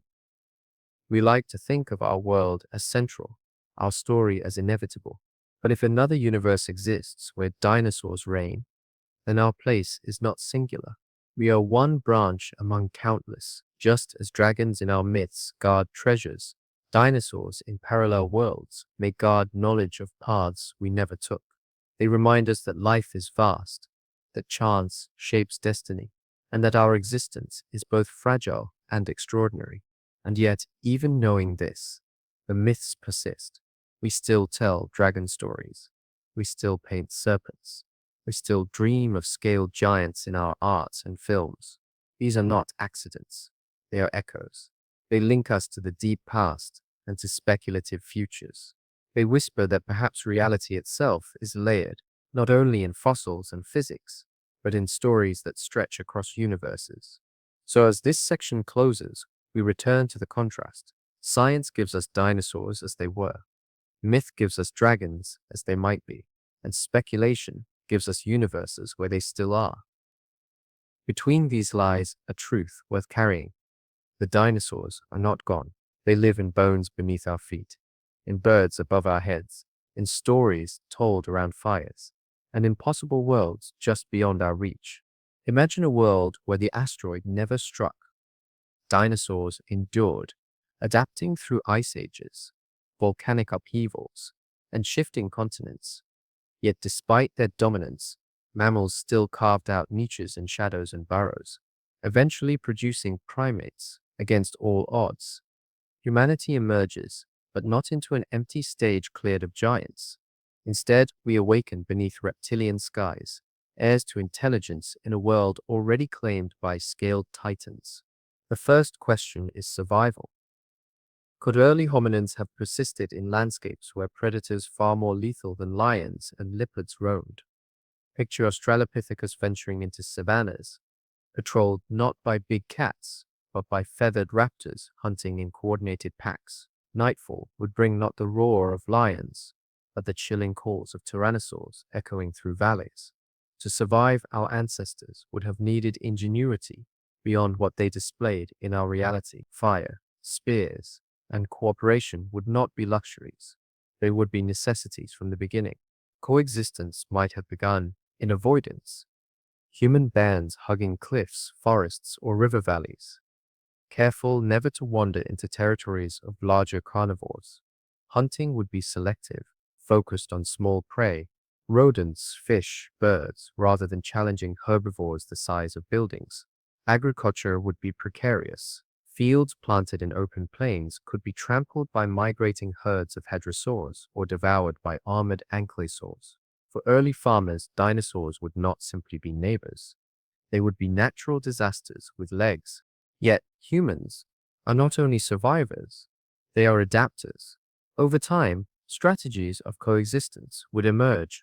Tribes might settle in landscapes where smaller dinosaurs thrived, learning to track migrations, to harvest in cycles that avoid destruction. Defensive architecture could evolve early, villages surrounded by palisades, moats, or watchtowers, not against rival humans, but against ceratopsian herds or feathered predators. Every innovation in construction would double as protection from creatures tens of times our size. The cultural impact would be profound, just as lions and bears inspired myth in our history. Dinosaurs would become central to human identity. Some species might be feared as demons, tyrannosaurs imagined as embodiments of death, their roars echoing through ritual chants. Others might be revered as gods, sauropods seen as living mountains, anchors of stability in a chaotic world. Pterosaurs circling overhead could be messengers of the divine, bridging earth and sky. Religions would not imagine dragons as metaphors. They would live among them, their wings cutting shadows across temples and fields. Over centuries, domestication might even arise. Just as wolves became dogs, smaller dinosaurs might have been tamed. Raptors trained from hatchlings could serve as hunting companions, their agility unmatched. Herbivorous species, less aggressive, might be used as living tractors, plowing fields, or carrying loads. Imagine human settlements where hadrosaur graze alongside cattle, their calls blending into the soundscape of daily life. Domesticated dinosaurs could shape entire economies, becoming resources as vital as crops or rivers. But danger would never disappear. The balance of power would remain fragile. Even domesticated species could turn deadly, their size alone catastrophic if spooked. Warfare would expand beyond human rivals. Battles might involve not only warriors but trained dinosaurs. Picture armies clashing with ceratopsians outfitted in armor, or pterosaurs carrying messages between kingdoms. Conflict in this world would resemble epic myth, blending human ambition with reptilian might. And yet, not all interactions would be violent. Worship and partnership might define as much of the relationship as fear and combat. In some cultures, great sauropods could be seen as sacred beings, never hunted, their presence treated as blessing. Pilgrimages might form around their migratory routes, entire societies structuring calendars to follow their rhythms. To walk in the shadow of such beings would be to walk in the presence of gods, reminding humans of their smallness in a vast, living world. Thus, the first half of coexistence is not only survival, but transformation. Humanity, shaped by dinosaurs, would develop differently, more cautious, more reverent, more ingenious. The tools we know, fire, stone, agriculture, would still emerge, but under constant pressure from giants. Culture, religion, and identity would be inseparable from the scaled titans who shared the earth. If the first half of this speculation showed how humans might have survived and adapted to the presence of dinosaurs, the second half explores how coexistence could shape the long arc of civilization. The story of humanity in such a world would not only be about endurance, but about cultural blending, technological adaptation, and the shaping of identity beneath the gaze of titans. Consider agriculture. In our history, fields of wheat and rice could spread unchallenged across plains. In a dinosaur Earth, every harvest would risk trampling by herds of hadrosaurs, or browsing by giant sauropods. To cope, humans might develop terraced farming earlier, lifting crops onto high slopes beyond reach. Hanging gardens, fortified orchards, or cliffside plantations could become common, not only as aesthetic marvels, but as defenses against hungry behemoths. Agriculture itself would evolve as a negotiation with giants, with survival depending on clever ways to outwit their appetites. Architecture, too, would reflect this reality. Early villages might be carved into cliffsides, caves expanded into cities, or raised platforms built to keep human communities safe above ground. Defensive moats might not guard against enemy armies, but against ceratopsians or ankylosaurs straying into settlements. Later civilizations could develop colossal stone fortifications not because of human invaders, but because of tyrannosaurs testing their boundaries. The sight of walls, towers, and citadels would carry meanings beyond politics. They would be symbols of coexistence, the human attempt to carve secure spaces in a world of giants. Technology would develop differently under these pressures. Spears, bows, and fire would still matter, but scale would drive innovation. To hunt or defend against larger dinosaurs, humans might develop oversized ballistae, traps, or pits earlier in history. Metallurgy could advance faster, driven by necessity, producing armor strong enough to resist claws or teeth. Warfare would combine human skill with dinosaur allies, leading to astonishing spectacles. Armies marching with armored triceratops at their front. Aerial scouts guiding strategy with domesticated pterosaurs. Religion and myth would deepen with every generation. Great sauropods wandering the earth might be worshipped as walking temples, living embodiments of eternity. Predatory dinosaurs, their cries echoing through night, might be cast as demons or guardians of the underworld. Pterosaurs wheeling overhead could inspire myths of souls ascending to the sky. Entire pantheons might form around the living presence of dinosaurs, blending reverence and fear into rituals that mark every stage of life. Baptisms could involve offerings at migratory routes. Marriages might be sanctified beneath the shadow of migrating herds. Funerals accompanied by calls imitating the cries of giants. Art and culture would be no less transformed. Cave paintings might depict not only human hunts, but human alliances with dinosaurs, images of raptors alongside hunters, or herds of herbivores grazing peacefully beside fields. Music could imitate dinosaur calls, drums resonating with the rhythms of sauropod footsteps. Festivals might be timed with migrations, when entire communities gather to watch herds pass and compose songs that echo their cries. Storytelling would immortalize encounters, legends of humans who tamed predators, epics of battles fought with armored giants, parables of wisdom learned from creatures older than humanity itself. Coexistence would not always be peaceful. There would be tragedies, villages destroyed by stampedes, families lost to predators, herds decimated by hungry packs. Humans might retaliate, hunting not for food, but for safety, driving species to local extinctions. Over time, ethical debates could emerge. Should great creatures be destroyed for protection or preserved as sacred? Philosophers might argue that humanity's destiny is not to conquer, but to coexist, while others call for domination. These questions, echoing our environmental debates today, would arise centuries earlier and with sharper urgency. Trade and diplomacy would carry reptilian dimensions as well. A kingdom that could control or ally with dinosaurs would hold immense power.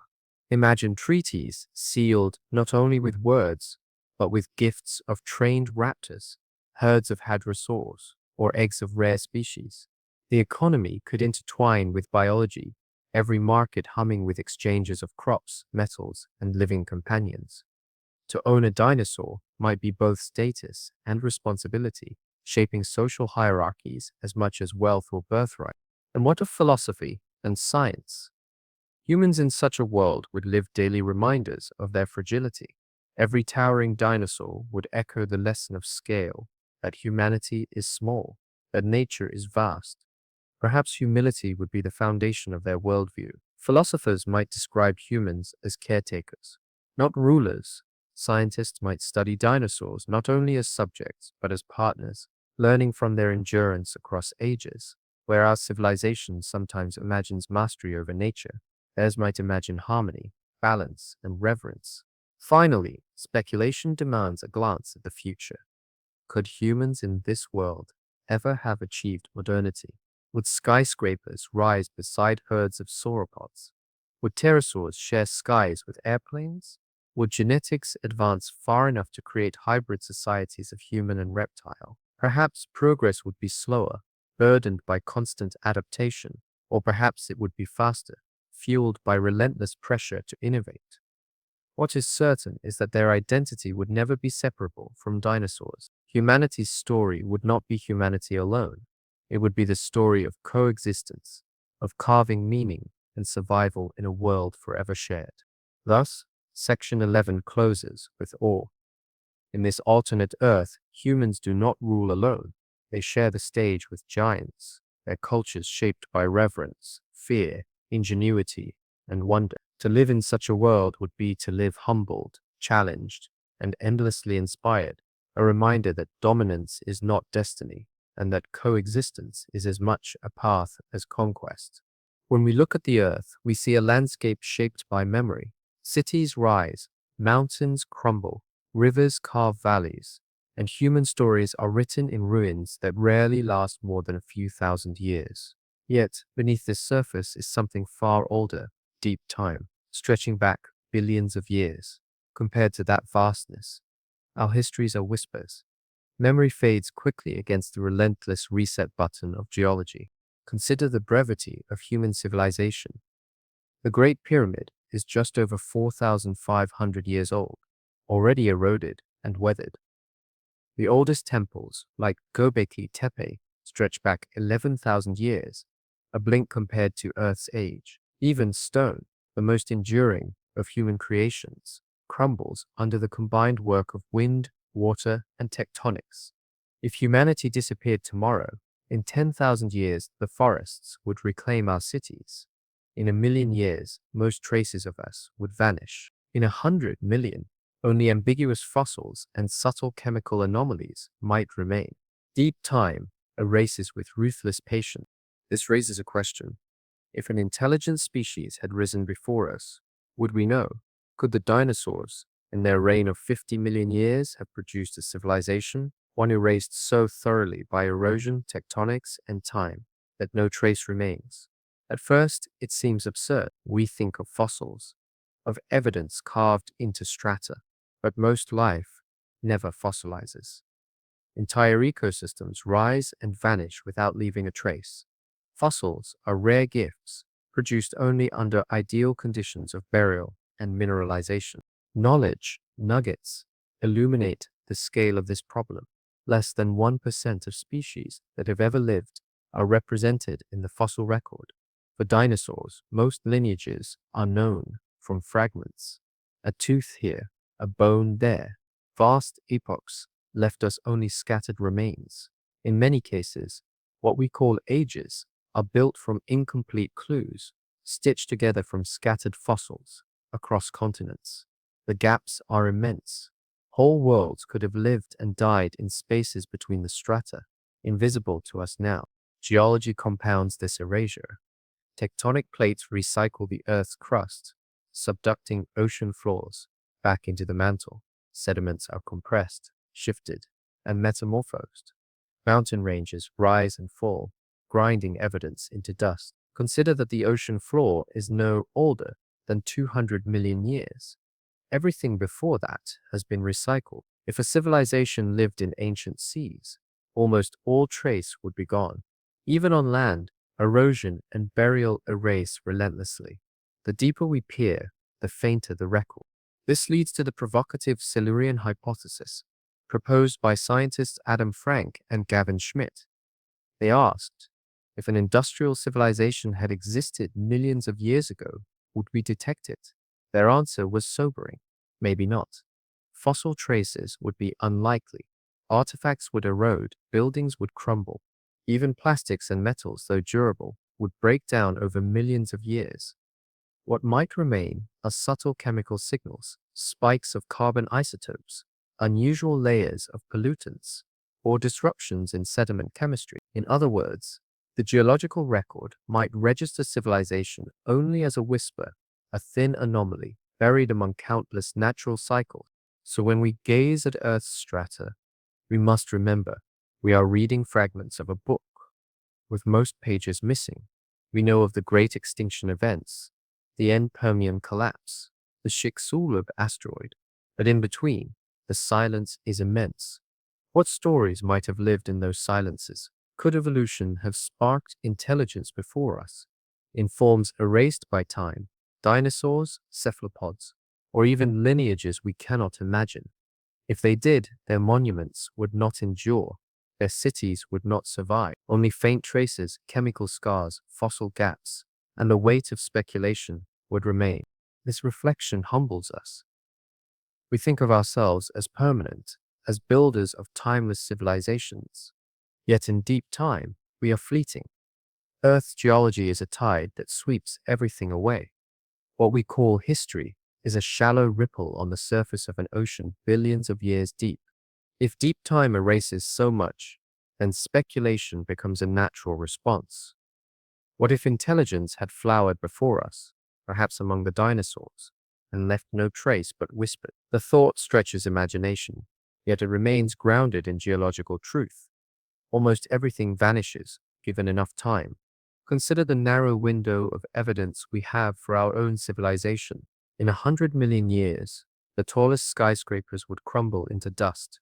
Metal frameworks would corrode into oxides, plastics would fragment into micro debris carried by oceans, and written records would be ground into sediments. Even nuclear waste, so often imagined as eternal, would degrade into natural radioisotopes indistinguishable from background geology. What would remain for future paleontologists to find?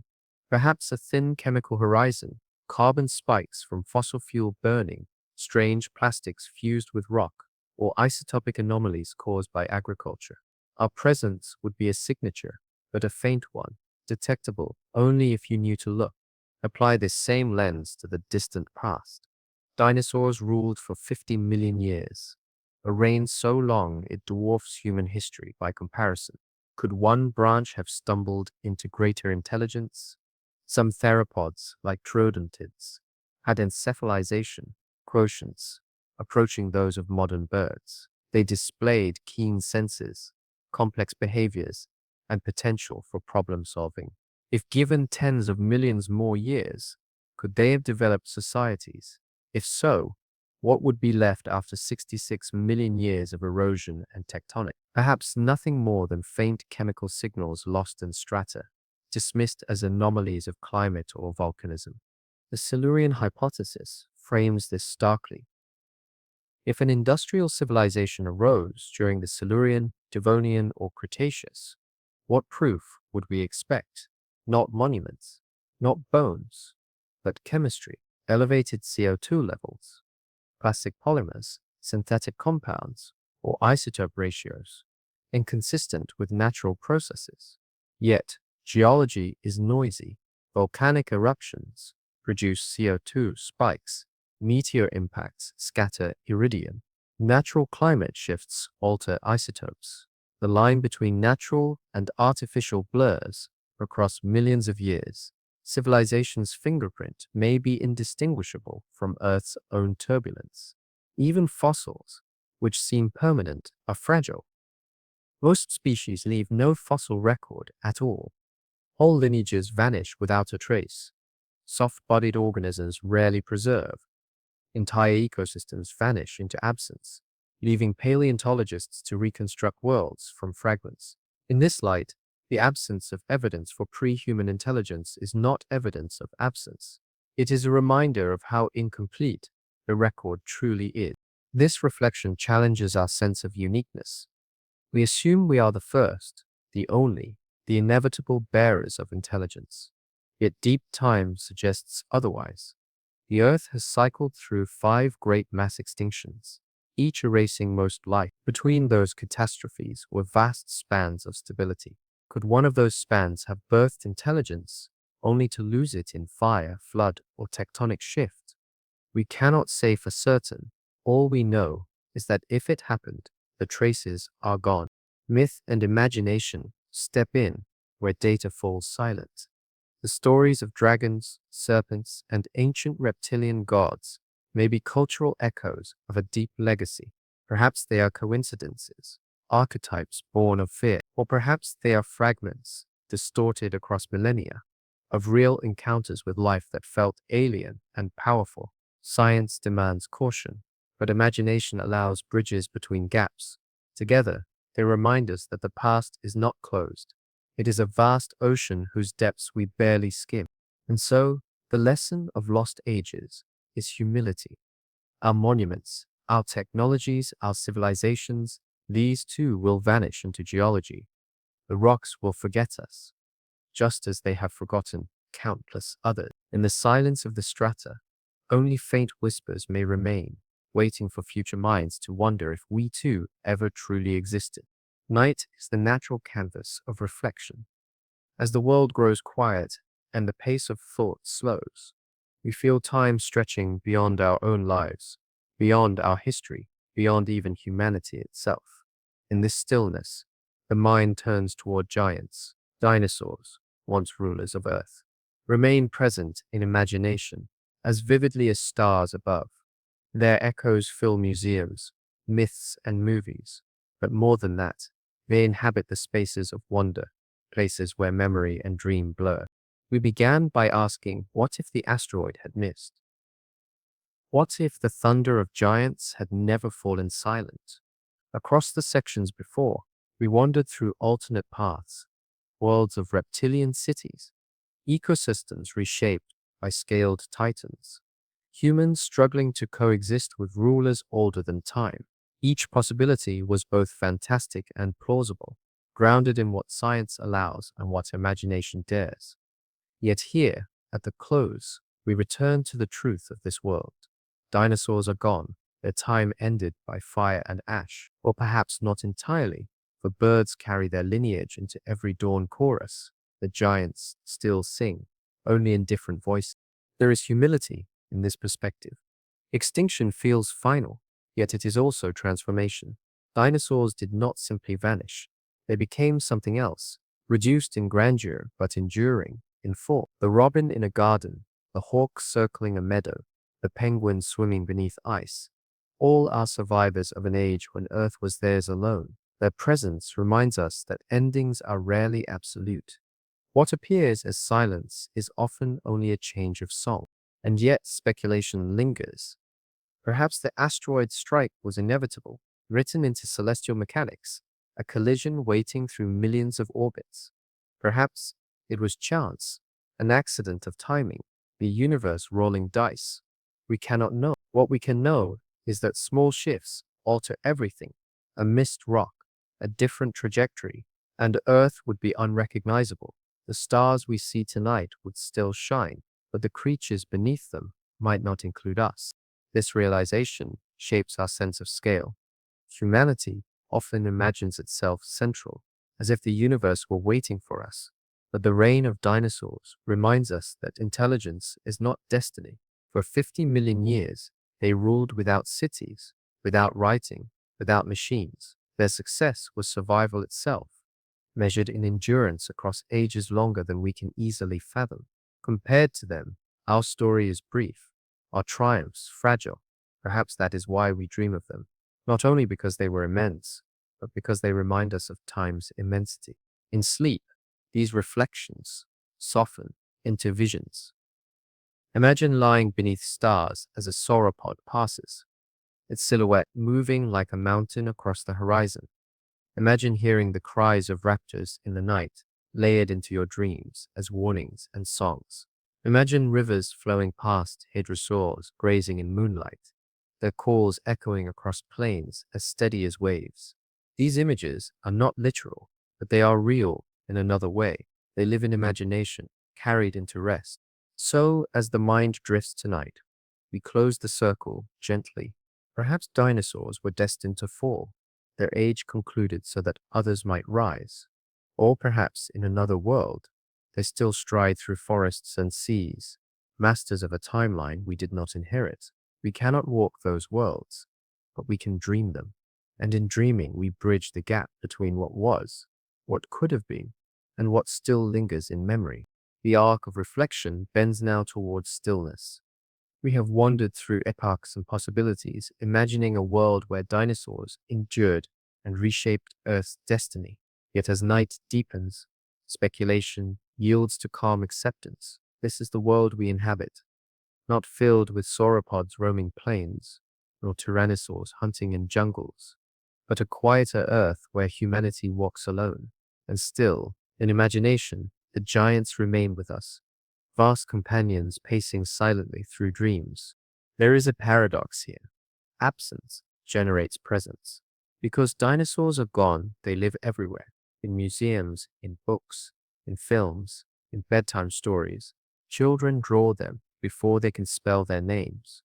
Artists resurrect them in color and motion. Scientists assemble bones into cathedrals of skeletons, restoring thunder to stone. Their extinction gives them immortality, for they are endlessly reimagined. Giants lost to fire and ice endure in the one place geology cannot erase: the human mind. But perhaps extinction is never final. We know their lineage continues in birds, those feathered heirs who fill the sky each morning. A sparrow is a descendant of theropods, a swan the echo of a predator with teeth. The world, though transformed, still carries fragments of the age of giants. Each wing beat is a reminder that nothing in life is wholly lost. It only changes form. To notice this is to soften the boundary between past and present, between what was and what remains. And then we return to speculation, gentle, poetic, but insistent. Could there be other worlds, other branches of reality, where the asteroid never struck? If the multiverse exists, then somewhere sauropods still graze, their herds darkening entire valleys. Somewhere feathered raptors watch the skies, their calls woven into alien constellations. Somewhere intelligence rose among reptiles, and they now tell myths of mammals as shadows. These possibilities remind us that reality is larger than certainty. The universe is wide enough for endless variations, and within that immensity, imagination becomes a kind of truth. The role of wonder is not to prove, but to sustain. As you drift toward rest, let the thoughts settle. Even if dinosaurs no longer walk our Earth, they walk in other ways, in birds, in dreams, in parallel worlds. To dream of giants is to honor the immensity of time, to recognize that our place is brief, but no less miraculous. We are small, yes, but smallness does not mean insignificance. It means we are part of something larger, a tapestry woven with stars, fossils, and possibilities unending. So breathe deeply, feel the rhythm of your chest, the quiet pulse of life continuing. Outside, the stars wheel in silence, as they have for billions of years. Beneath them, the earth carries memories older than memory, fossils waiting in stone, echoes of creatures who once ruled. Tonight, you share their world, not as rival, not as heir, but as dreamer. And let this final echo guide you. Even in imagined worlds, your dreams are your own. They belong to you, vast as any sauropod, swift as any raptor, radiant as any constellation. In sleep, giants still live. In dreams, extinctions are undone. And in the quiet circle of night, you walk with them once more.